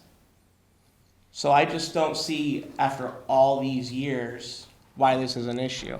Now, anytime it's ever snowed or anything like that, we squeeze them all in. But my thing is like, these guys think they're entitled to park in front of the house, and then 2 weekends ago, I got a police officer like banging on my windows, banging on my bedroom windows, banging on my door. Literally, like, I got him on camera, peeking in between the curtains and stuff, trying to get somebody to come out there because my neighbor feels entitled to park in front of the house while I was out to dinner. And we had 1 car parked on the street, and it was probably, 7:30 in the afternoon. So it's just, I could ramble on and on and on about, like, I know it's coming from 19, because that same night I went back down to the police station after dinner, and I was like, listen, I'm watching my front camera, like, this gentleman is waiting for me. And like literally came outside and almost attacked me, telling me how my tenants are being petty. And I'm like, listen, you guys don't understand. This is a duplex. It's not a 1-family home. It looks like a 1-family home, but it is a duplex. There's an upstairs, downstairs apartment. And then he was like, how long have you been here? You think you're entitled? I was like, dude, I've been here I said 11 years. And I was like, excuse me, 10 and a half years. And this has never been a problem. Never been ticketed until this year. I mean, I just feel like for them to think that they are entitled to that, which, Jordan and I went over, like, my tenants can park on the street until 11 o'clock. But I'm not trying to battle with the neighbors. I was just asking for 2 parking passes for something that's never been a problem before. That's where... Okay, so you're kind of collateral damage here because we made a decision to, a section of Jordan Street to have parking, and it's new and it's in front of your house, is where we ended up putting the residents of the impacted individuals from 17 to 20 to 30. And if I can just 31. clarify, based off what Chris said, Yeah. if we do that permit parking only, he doesn't qualify for a permit, so Right. he won't even be able to park there at 7:30 at night. Right. So that's the dilemma we've now created. So why are we going this route? We did discuss giving a permit. They can, and the individuals of 17 to 31 what's the street, Jordan Street, can have a permit, and it's only if it's only used from 11 to, what is the time again, 12? No, that's, the permit allows them to park there at any point. in time. Because, okay, any point, 24 hours a day. Yes. Because of the, No parking in the back. in the back on their parking lot, because of the culvert problem. We're waiting for federal funds to complete it. All right, You know, my thing is, and I get it, I'm just trying to be a helpful neighbor. But for years now, the town, yes, they come down, they plow the street, but only one time since the cul-de-sac has been broken have they removed the snow. Every time it snows, I snow blow in front of my house, my neighbors, I'm talking the street and everything. I even knock on their doors and say, hey, can we move forward? You know, and I take care of everything for years now, just to make sure my tenants had a parking spot and my neighbors had a parking spot. You know, like, I wasn't asking for much because, like I said, if I was able just to get 2 parking passes, I would tell them, like, park the next house up where nobody is. It wouldn't be that big of a deal. I guess maybe a suggestion might be that we expand that permit parking, maybe as Chris said, maybe further up the street a little bit. But it still doesn't, technically, the permit is allowing you to be there all night, where Chris can only be there until 11 o'clock, then his vehicles would have to be moved. If we're still sticking to the fact that the only reason we're giving out permitting parking on Jordan Street is because we're trying to work with the residents at 17 to 31 who don't have off-street parking because of an issue. so what happened to the, you get a permit, you can park anywhere you want on Jordan or on Summer, or what was the issue there when we did give for these individuals, they did get a permit, and then they could park anywhere they wanted overnight. Everybody else goes and parks off-street, I think what off-road. we were finding out was, I mean, it should have only allowed them to park wherever they wanted on Jordan Street. On Jordan. I guess.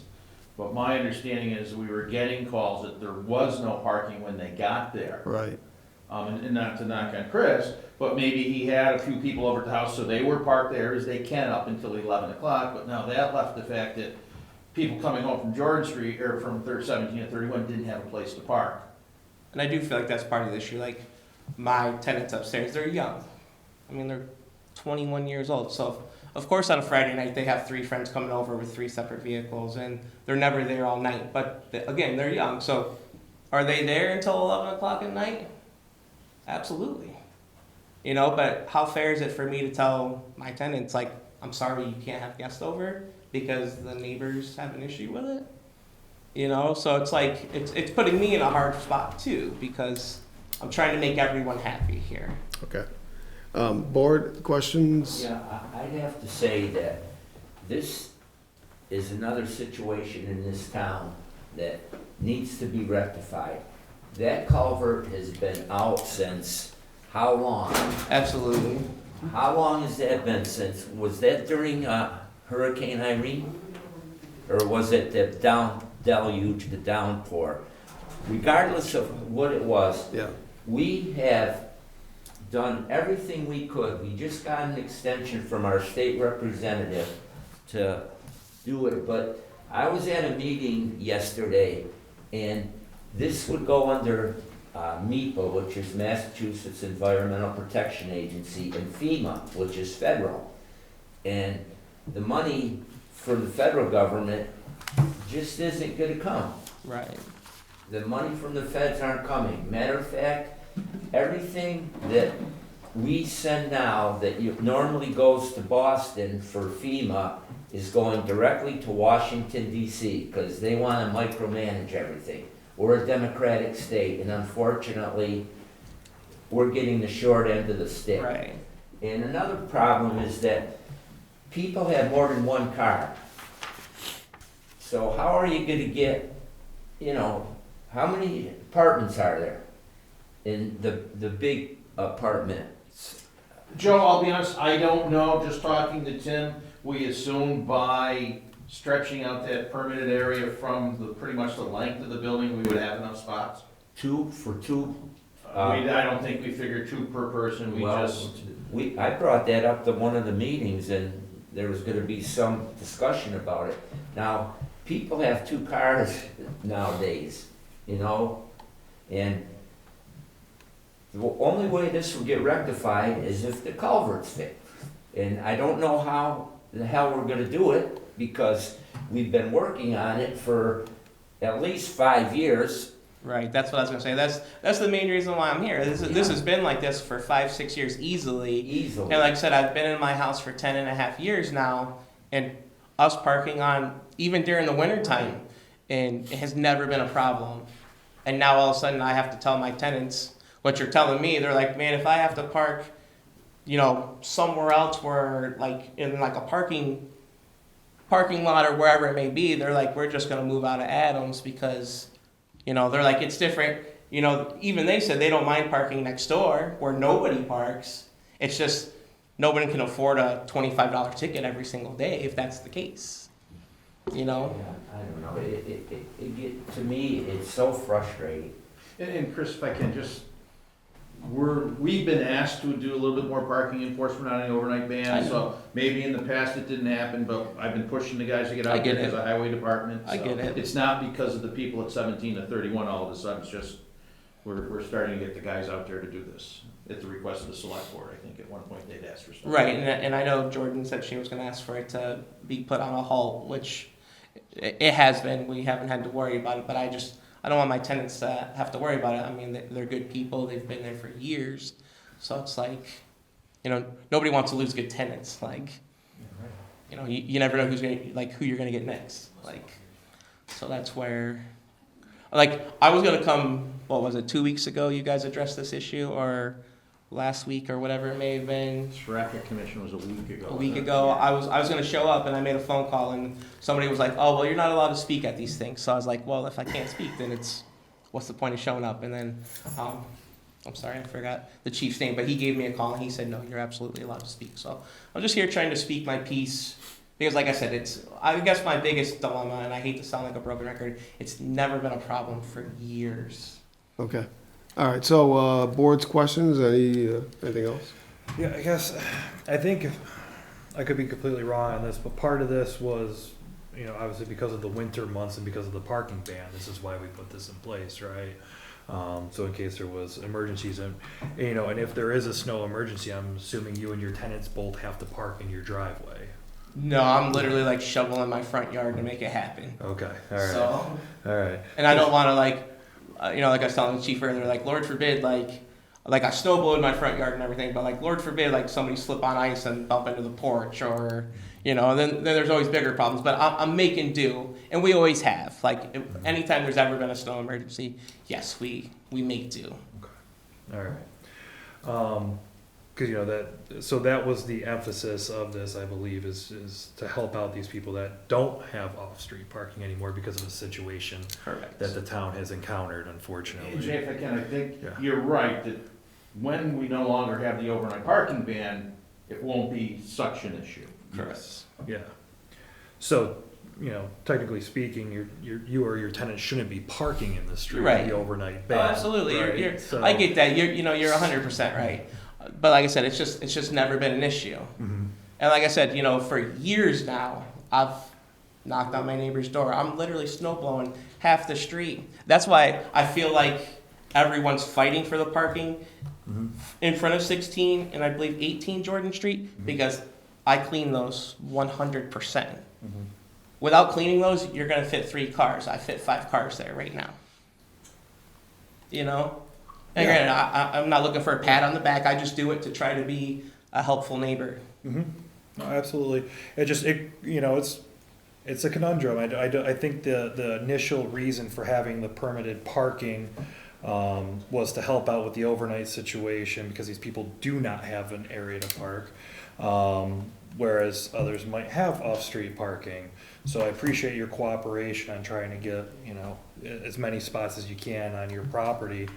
But I guess I'm really wondering what the issue is here. I'm sorry. I know you want to park out in front of your No, like I said, property I could care less about that. I just Okay. was trying to get 2 parking passes so my tenants can park on the street, whether it was in front of the neighbor's house. Okay. I don't care that they're in front of my house per se, because obviously I don't own the street. Yeah. You know what I mean? Yeah. I was just trying to get them 2 parking passes so they can park comfortably without worrying about getting a ticket. And you don't qualify because you don't live in the property that was established on the permitted Correct. parking. So like when the police officer, I forget the gentleman's name, super nice guy, he's came to my house, I feel like 8 times in the last 3 weeks because of the gentleman across the street. Mhm. You know, he's the one that told me to come down here originally and address it. So Well, that's- you're here, so you're that's what I'm addressing doing. it. I've Good been here job. once already, Yeah, so I'm just, yeah. you This know. is good. So, I mean, we originally did what we did with the permitted parking to allow those people to be able to park on the street.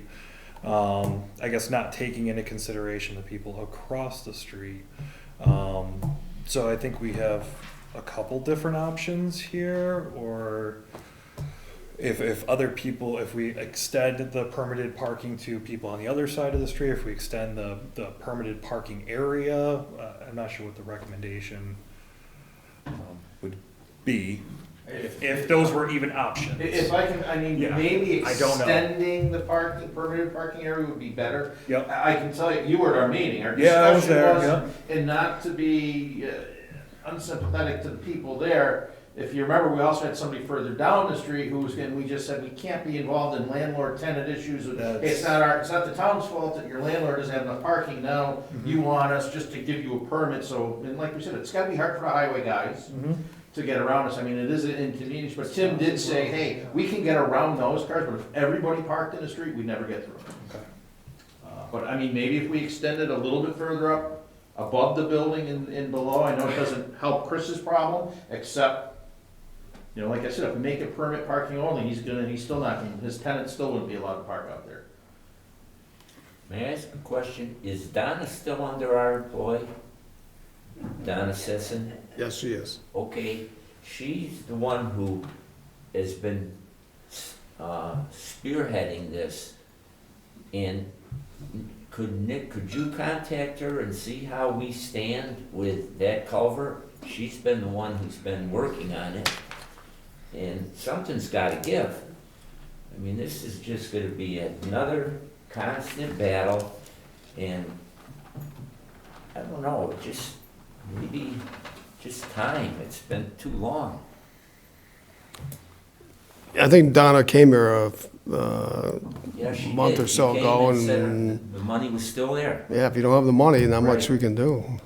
but I'd like to, get definitive, is this gonna happen, or are we gonna have to, take out a boat full of money?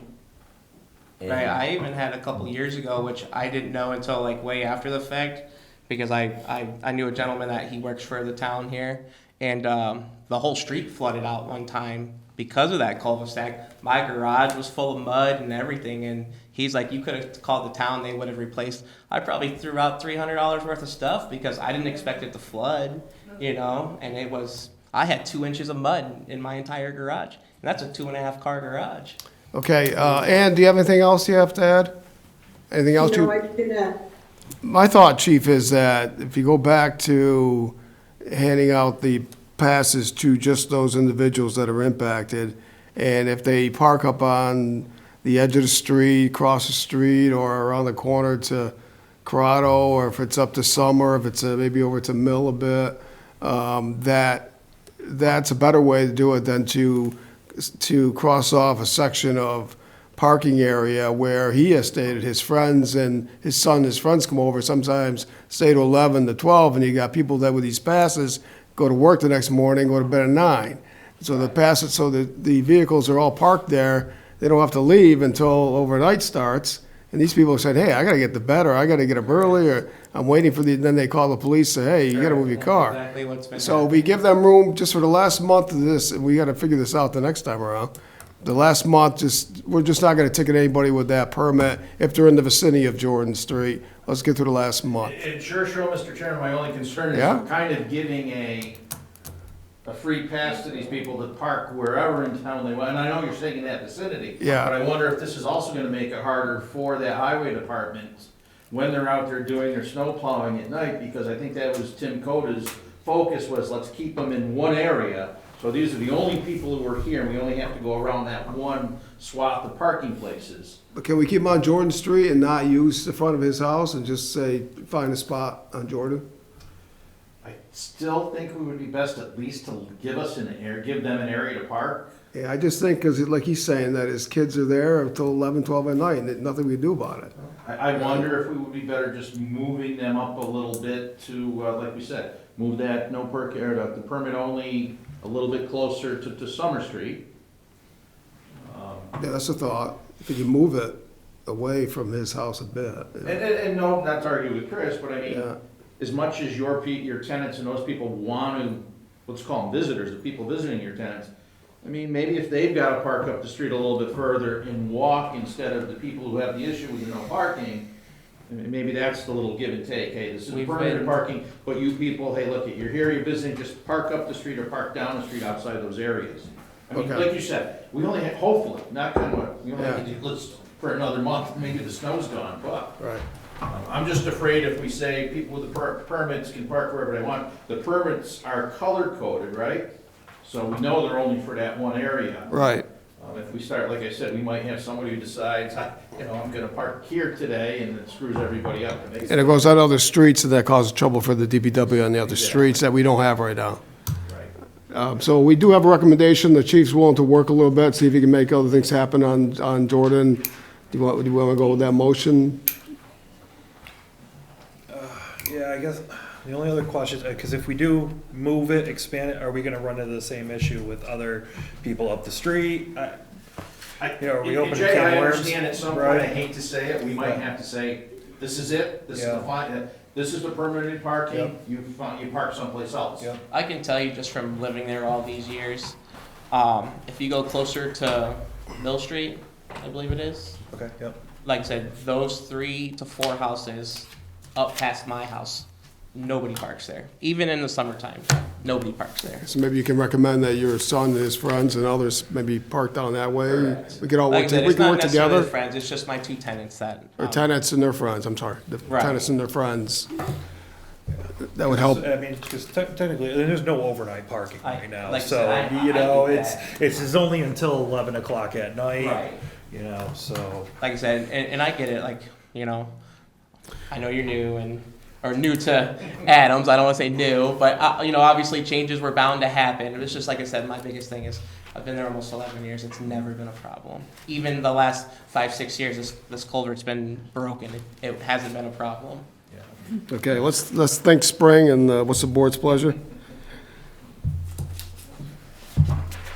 Make a motion that we approve the recommendation from the traffic commission to install the permit parking only signs across from 17 to 31 Jordan Street. Is there wiggle room? Do we want to? If you wanna give us wiggle room to go maybe closer to Summer Street?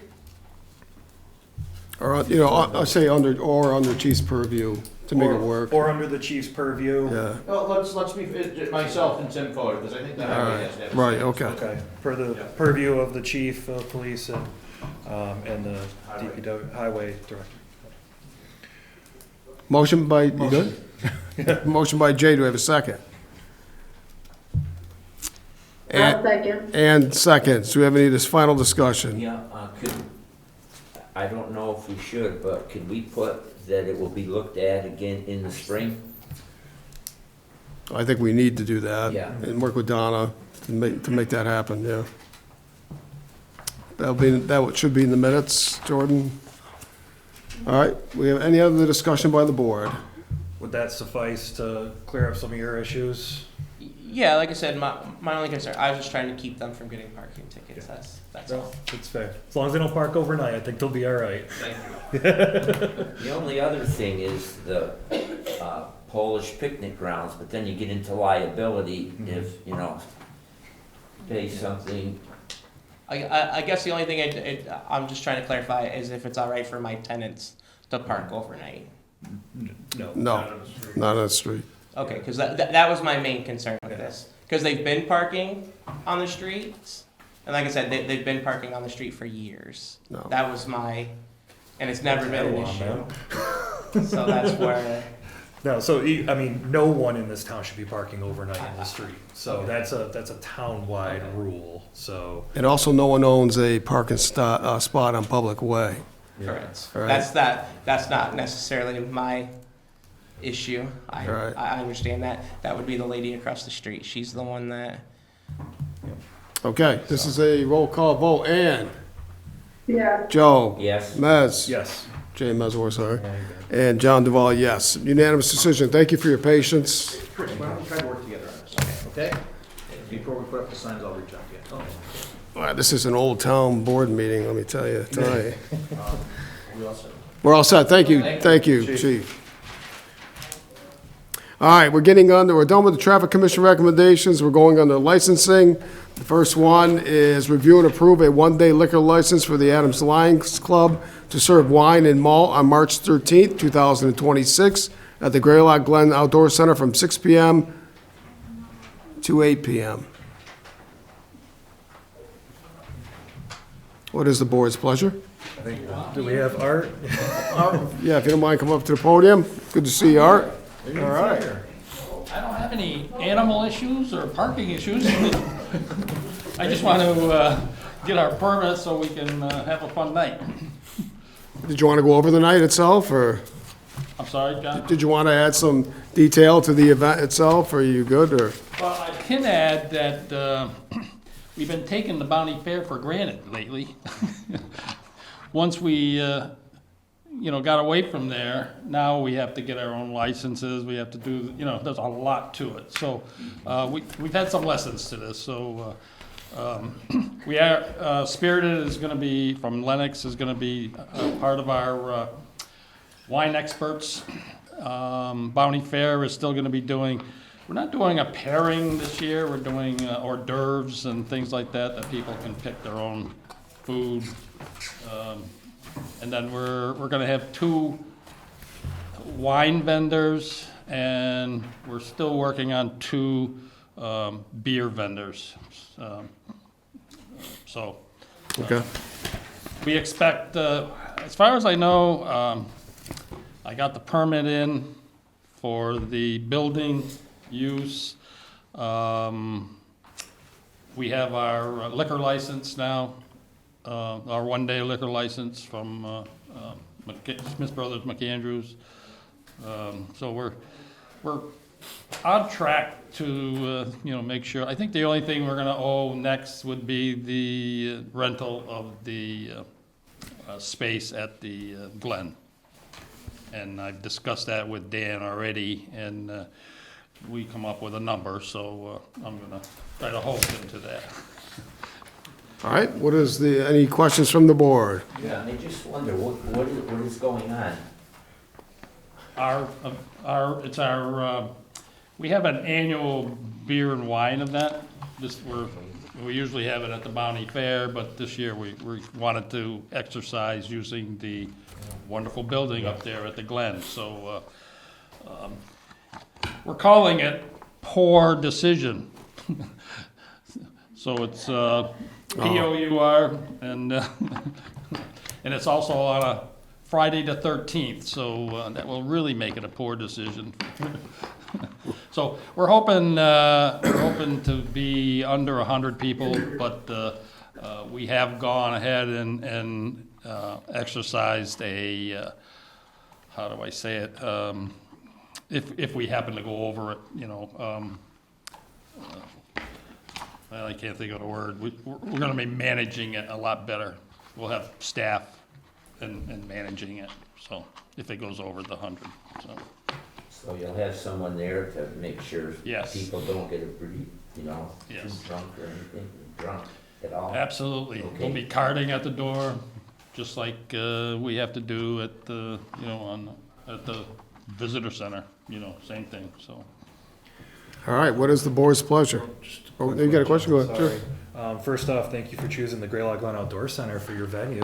We're Very excited about it. that. I It's really great. think it's going to work out wonderful for us. So. That's great. And Spirited's going to be doing your pouring. Or are they gonna be the vendor? Spirited is getting us vendors to come and do the pouring. Okay. But it would be under them as far as the The- licensing, they would be taking Correct, it and they out. would do the pouring. Yeah. Not, if you've been to ours at the others, we all volunteered and did the pouring, but Absolutely. this one will be a little more controlled. Yep. Because is there anything we have to do as part of approved vendor lists or Spirited considered on a town list? I'm not sure how that I all believe works. they have, Or if they make sure they get all their licensing in I place for believe it they have their own ABC liquor license through the state. through the state. Okay, perfect. That solves that issue. Good. I'm doing my best Christine tonight. So, yeah, that's all I have. Okay. And any questions? No, I do not have any questions. All I right. just have one question. Joe? You said you talked to Dan about the cost for the space. Correct. So how is this working at the Glen? Is there a different, Has nothing to do with it. is there a different price for different people? Or are we, because we've never really established, a rental price for the property and when people use it, unless there's one that I don't know about. I'd recommend you talk to Dan or to the town administrator for the information. Okay, Okay? They have, Dan has that. okay, good. What is the board's pleasure on this request? I make a motion, we approve a one-day liquor license for the Adams Lions Club to serve to serve wine and malt on March 13th, 2026 at the Greylock Glen Outdoor Center from 6 PM to 8 PM. I'll second it. Motion by Jay, second by Joe. Any discussion? Hearing none, this is a roll call vote. Ann? You say- And you sleeping? No, I said yes. Okay, thank you. Yes, And yes. And yes, unanimous decision. Thank you. Thank you. Have a good night, gentlemen. You too. see ya. Next, we have a review and approve an annual Class 2 auto license for K&N Motors, 74 Columbia Street, Adams, Mass, pending the forfeiture of alternative motors auto license at 74 Columbia Street, Adams, Mass. So we have a change in ownership or a change in name. Anything to add to that, Nick? Or- No, none at this time. Okay. What is the board's pleasure? Make a motion, we approve the annual Class 2 auto license for K&N Motors, 74 Columbia Street, Adams, Mass, pending the forfeiture of alternative motors auto license at 74 Columbia Street, Adams, Mass. Anyone here from K&N? Yeah, that's what I was gonna ask. No one? Okay. Any further discussion? Hearing I none? need a second. What? I need a second. Oh, yeah, do we have a second? Well, why do we vote on it until we hear if there's a forfeiture of the, I have the forfeiture. oh, you do, okay. Yeah. That wasn't made clear, okay. Okay.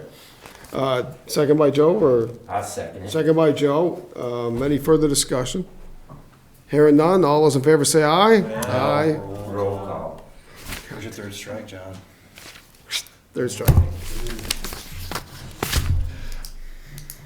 All right. Ann, Yes. Joe, Yes. Yes. and yes, again, it's been since COVID since I've done this here, so let's see. Okay, that's it for that one. Next is review and approve the change of officers for the Mountain Club, 6 Anthony Street, Adams, Mass. Jordan, you got anything on that? I have all the paperwork here, all the quarterly checks and everything, if that's something you guys wanna take a look at. It is just a change of officers, so it's not management or anything like that. They were doing business at some, So it was German name, was it, or? Under their German name, but I believe through the ABCC that they kind of made them go under just the Mountain Club okay, for the ABCC. for the ABCC, okay. What is the board's pleasure? So Corey checks are, Yes, I have Okay. everything right here if you wanna look at them. Usually we get the names so we Yeah. can see who the change of. yeah, do you mind if we just take a look really quick? Yeah, you can, but the reason we got away from that is we had social security numbers, we had private well, information. Yeah, Those But, would should be but crossed out. yeah, but you're happy to have you guys look at it. So there understand what's not of in the who's packet. being replaced and by who right at the top. So there's only 2 candidates being replaced. Okay.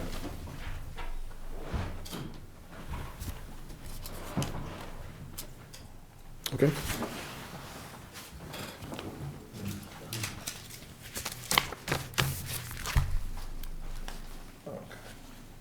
Okay. I have a recording of everybody, Yeah, good. and then there's the only 2. Could you let Ann know what the change is by name only, please? Oh, yeah. I could do that. Unless Joe can show it to her. Okay, It's in her next door. the 2 names that are going to be replaced are Mike Carlo and Joseph Martin, to be replaced by Preston Greer and Paul Baker. And this has to do with the Mountain Club Incorporated. These are officers, I'm not sure what office they hold.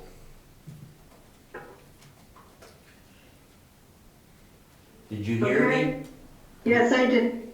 Okay, are you satisfied with it? I'm fine with it. Okay, Okay, thank you, Joe. I'll make a motion that we approve the change of officers for the Mountain Club, 6 Anthony Street, Adams, Mass. we can give names though, can't we, as long as we... Names are fine. Would you like to give their names? Yeah, if I can see it again. Sorry. There you go. I'll redo it. A motion to approve the change of the officer of the Mountain Club, 6 Anthony Street, Adams, Mass. From Mike Carlo and Joseph Martin to replace Preston Greer and Paul Baker. I'll second that. We have a motion and a second, any discussion? Hearing none, this is a roll call vote. Ann? Yes. Joe? Yes. Mez, yes. Mez and J. Mez Good. and myself, yes. All right, that's it for licensing. One more. One more to go. Facility use, One more. Yep.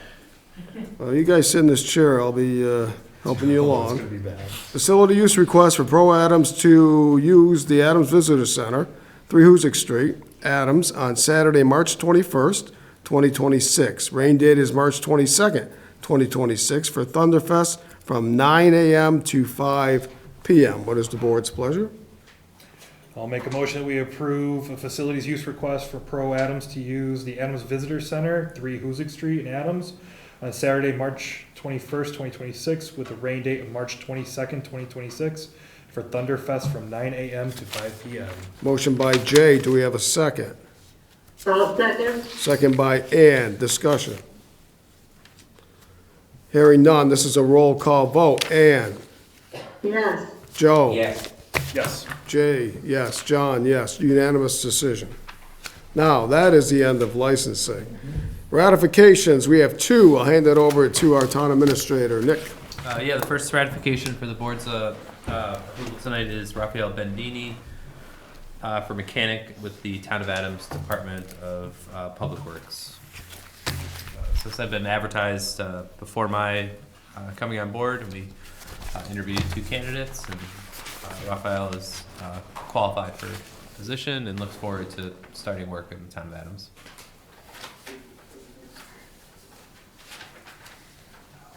I'll make a motion that we ratify Raphael Bedini as mechanic for the Town of Adams Department of Public Works. Motion by Ann, do we have a second? I'll second. Do we have to add step 1? The Yeah. salary? You can add that Make as sure an you addition. read that, Yep. how much they're getting. Yep. So, you want to make a addition to Ann's motion? Yeah, I'll make an addition to Ann's motion. Let's see where we go. Mr. That Mr. Bedini will begin their full-time hours February 23rd, 2026. The Highway Parks and Grounds Step 1 with an annual salary of $60,570. Ann, are you good with that addition to your motion? She's frozen. Frozen? No, shoot. And did you just hear what was, She's okay. back. No, I didn't. Okay. All right, and I'm gonna, if, with your approval, amend the motion to add that Mr. Bedini will begin their full-time hours on February 23rd, 2026 at the Highway Parks and Grounds with a Step 1 annual salary of $60,570. Are you good with that? I heard that. You good with it? I'm good with it. All right, so we have a motion by Ann that's been updated by Jay. Do we have a second of the Second complete it. motion, which is by Jay? Any discussion? Yes, didn't we just hire, Bo Valois as a mechanic, and this is an add-on? $60,000? Boys didn't, accept the position. Oh, okay. Well, that wasn't me, so Bo didn't accept it, all right. Okay, We have a motion and a second in regards to the Thunderfest. No. no. No, we have Bedini, right, Raphael. Roll call vote. All right, Roll call. well, we have any discussion? We good? Ann, I'm good. Joe, Yes, Jay, Yes. and yes. Unanimous decision. All right. Ratification of Andrew Kerwood as Community Development Administrative Assistant 2. Nick? Yeah, so before you is the ratification of Andrew Kerwood with the Office of Community Development as Administrative Assistant number 2. Here presented for the board's consideration. Andrew could begin work in the town of Adams on March 5th, 2026. He'd be coming in as a grade 6, step 1, with an annual salary of $37,500. is that a part-time job? That's a full-time job. Full-time job, okay? And do you have any background? I know there was an Andrew Kerwood from Pittsfield, that the family that was in things. Is he from Adams? Do you know? Andrew is not from Adams. Okay, He did go to school at Barton Charter, but yeah. So that's a full-time job for $37,000? that's correct. Yep. And a full-time job is what, 32 hours or 40 or 35 hours. 35? Okay, That's the long Wednesday and the short Friday. okay. That's not a bad deal if we get something. Okay, here's something about him, all right. You know, I can read the letter out loud from Donna if that's appropriate.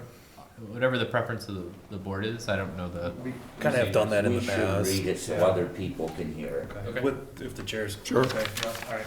So a memo from Donna Season, the interim community development director.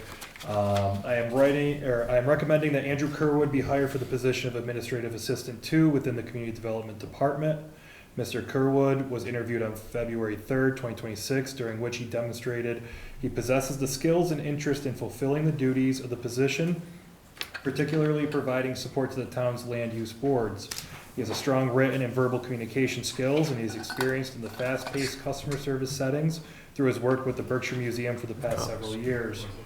Mr. Kerwood has solid experience in general administration, has been responsible for a broad range of duties associated with admission, membership services, and providing staff support, museum fundraising events, camps, and other public meetings and gatherings. Importantly, Mr. Kerwood has been a keen interest in municipal government and in willingness to take on more responsibility as he learns. This will be especially beneficial towards building capacity within the community development. The Administrative Assistant 2 position is grade 6, step 1, annual salary of $37,500. And with the board's ratification, he will begin his formal duties as Administrative Assistant 2 within the Community Development Department on March 5th, 2026. What is the board's pleasure? Make a recommendation that we approve the ratification of Andrew Kerwood as Community Development Administrative Assistant 2 to begin full-time hours March 5th, 2026 at a grade 6, step 1 with annual salary of $37,500. Motion by Jay, do we have a second? I'll second. Second by Ann, any final discussion? Do we normally say passing a physical? Is that part of it? As part of the hiring process, it's just, I guess it would just be understood. But Yeah. So, should that be added? I don't think it has to be, we Okay. can. All right, we have a motion and a second, any further discussion? Hearing none, all's in favor say aye. No? Roll call, Ann? Yeah, yeah, Joe? yes. Yes, Yes. okay. did you ask him? Yeah, Yeses. All right, that's it for ratification. New business, town I'm hall. gonna take a moment, I have to get my cord to plug in my computer. Okay. The three of us can continue. Yeah. New business, town hall heating system fix, finance committee funding request. Go back to Nick. Yeah, so as we discussed earlier in the evening, be looking for a board recommendation to the finance committee for a reserve fund transfer. He had requested some additional clarification on projected hours, so we will try to bring the realist closest number to that work, but we are gonna request, enough to cover and any potential change orders. Once that work starts, we hope it'll be seamless, but we understand that public construction can require changes. Okay, thank you, Ann. All right, so what is the board's pleasure here? We'll get a motion? Yeah, do we have to make just a motion do we have to have a dollar amount associated with this? This is my question to the finance committee. I would have a dollars amount, and then Nick can, after information he receives between now and the finance committee, any prevailing wage or any modifications to the, that he comes up with, that he can provide at finance committee. We'll give him a little leeway.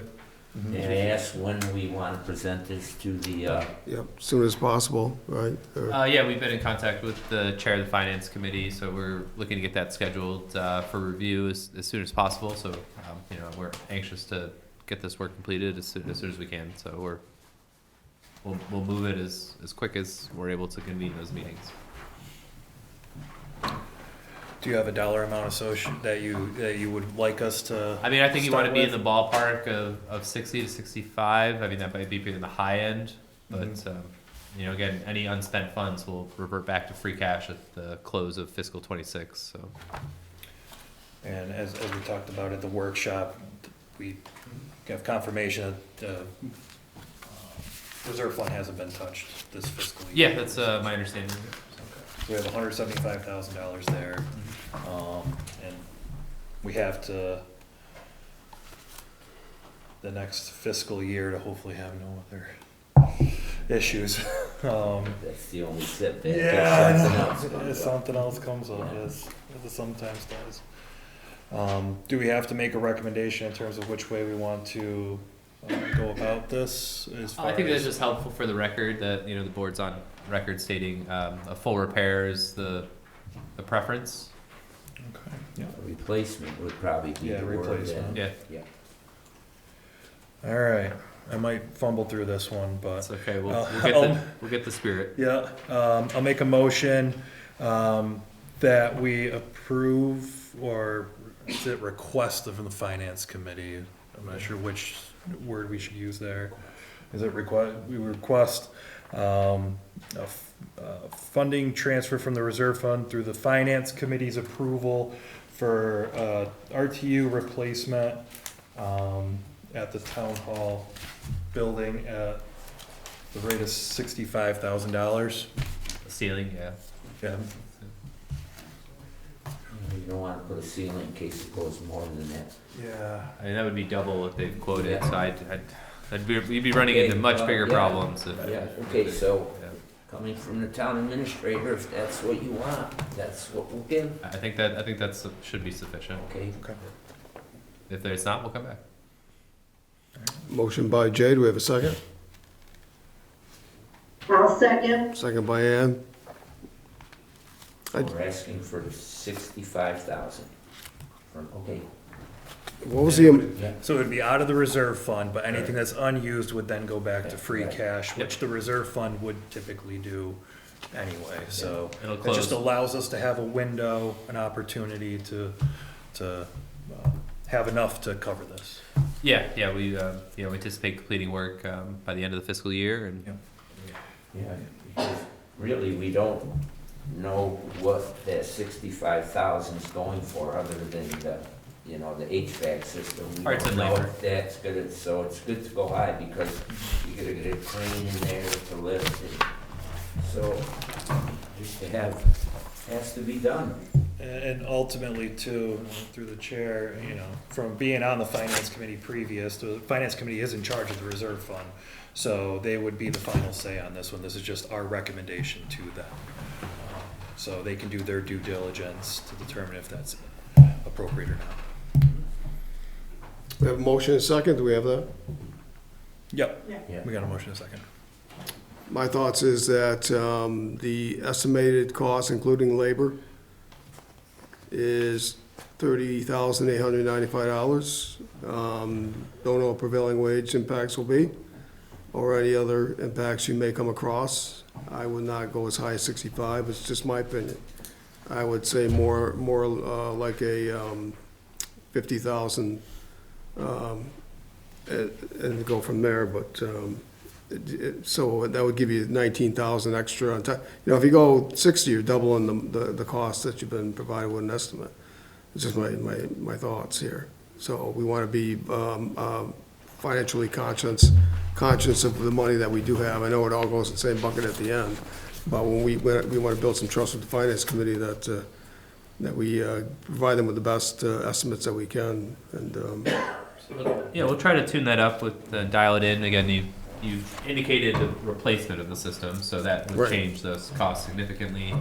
We'll request the prevailing wage sheets tomorrow. We'll reach back out to Jamrog so you have a to better number then. tune this up, and then, The finance committee can change what the recommendation is, you know. That's my question. Yeah, I guess that's a question as well. But yes, so So if you come to us for $65,000 Yep. and it comes in much lower, can we adjust that number at that point? I don't see why you wouldn't be able to. It's, you know, and again, I think we want to be, I don't know how much this is going to end up costing. At Right. the end of the day, So yeah. I would expect between now and the time we meet though, Nick, that you would have a better idea after talking to Jamrog, right? Yeah. Like what the prevailing wage impact is, what isn't included in here for Sure. labor, because they talk about labor, Yeah, right? we do. So I would anticipate that you would come to us with a. We're gonna try to dial it in as close Okay. as we can, but we're gonna request flexibility Right. to some degree because we don't want to have to, you know, come back through the process and Right. and Gotcha. they'll be 4 weeks out from. And then there's additional work because you have Sure. lines that need to be repaired too. So I don't know if that's all included in here. That's probably not. That was discovered after the fact. Right. But and So- if you want to fix the drywall, we can also. you're not going to do that for us? Experience? Actually, Jordan knows. What to do. I guess there's a more comprehensive, detailed something that's gonna come to the finance committee. Yeah, we're right? gonna bring as much information as we can reasonably obtain. Okay, great, thank you. All right, we have a motion and then a second. Any further discussion? So what was the motion you Six. brought? So we're gonna stick with the 65? That's the motion on the floor, yep, 65,000. It can be adjusted. Can be Once adjusted. we get some more facts and, Yeah. okay, Any further discussion? All those in favor say aye. roll call. Oh, roll, sorry. Ann, Yes, Joe? Yes.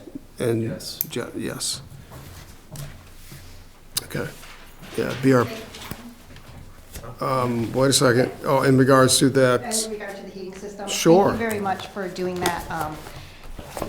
It's been a little bit of a struggle for the past 3 weeks, but we've been managing and we will continue to manage, as we always do. We will persevere through this, but thank you for taking this up and looking at that and forwarding it off to the Finance Committee to hopefully get approval so that we can get this going. thank you. Next is review and approve the requested funds from Women's Suffrage Account to celebrate the Mass 250 celebration with high tea at the Adams Theater, and thank you, Ed, for your patience.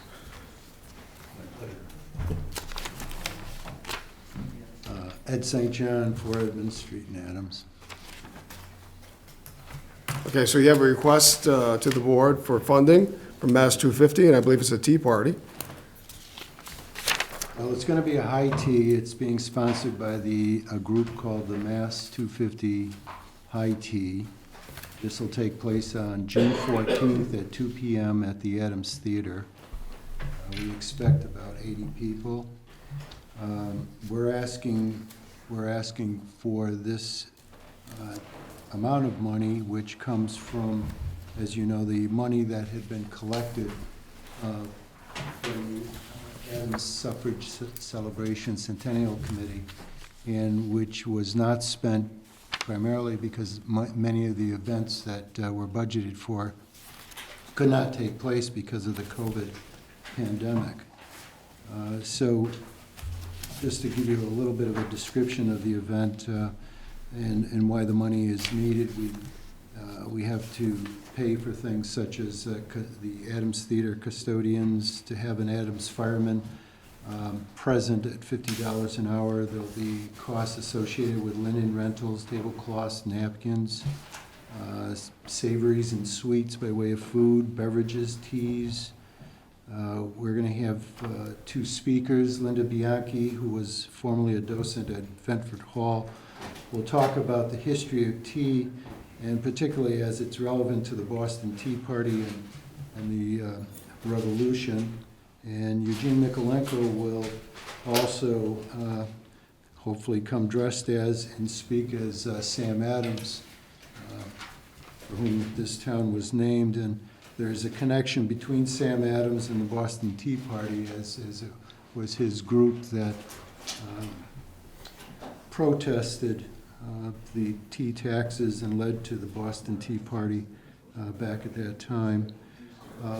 We're also asking to use this money as well as to defray the cost of tickets to enable more people to attend, as well as marketing costs. With the ticket proceeds, the idea is to divide those proceeds equally between the Adams Historical Society, the Adams Library, and the Adams Theater. And a special thanks to the Adams Theater for hosting this event. So this request is consistent with the donor's intent, we feel. Back when this money was originally raised, a lot of people indicated that they wanted to see the money used for, obviously, the celebration, for the construction of the installation of the Susan B. Anthony statue, and educational purposes. And this tea, while it's a social activity, also serves a function as an educational event that ties in the history of Adams with the celebration 250th anniversary. So we would appreciate your support in that regard. Okay, thank you. Board, questions, comments? Yeah, Ed, how much are you asking from the 80? It's $5,000. It's in the letter. That's the amount that we think would be That's the sufficient. last I remember. Right. But I would wish that we would change the funds from women's suffragists. Think we should put Susan B. Anthony? Because that's really where the money... I wasn't involved in the naming Yeah, of it. right. You were involved in the raising of the money as Yeah. was members of the committee, right? I would just like it changed to not women's suffrage, Susan B. Anthony, get her name involved, because that's what it was all about.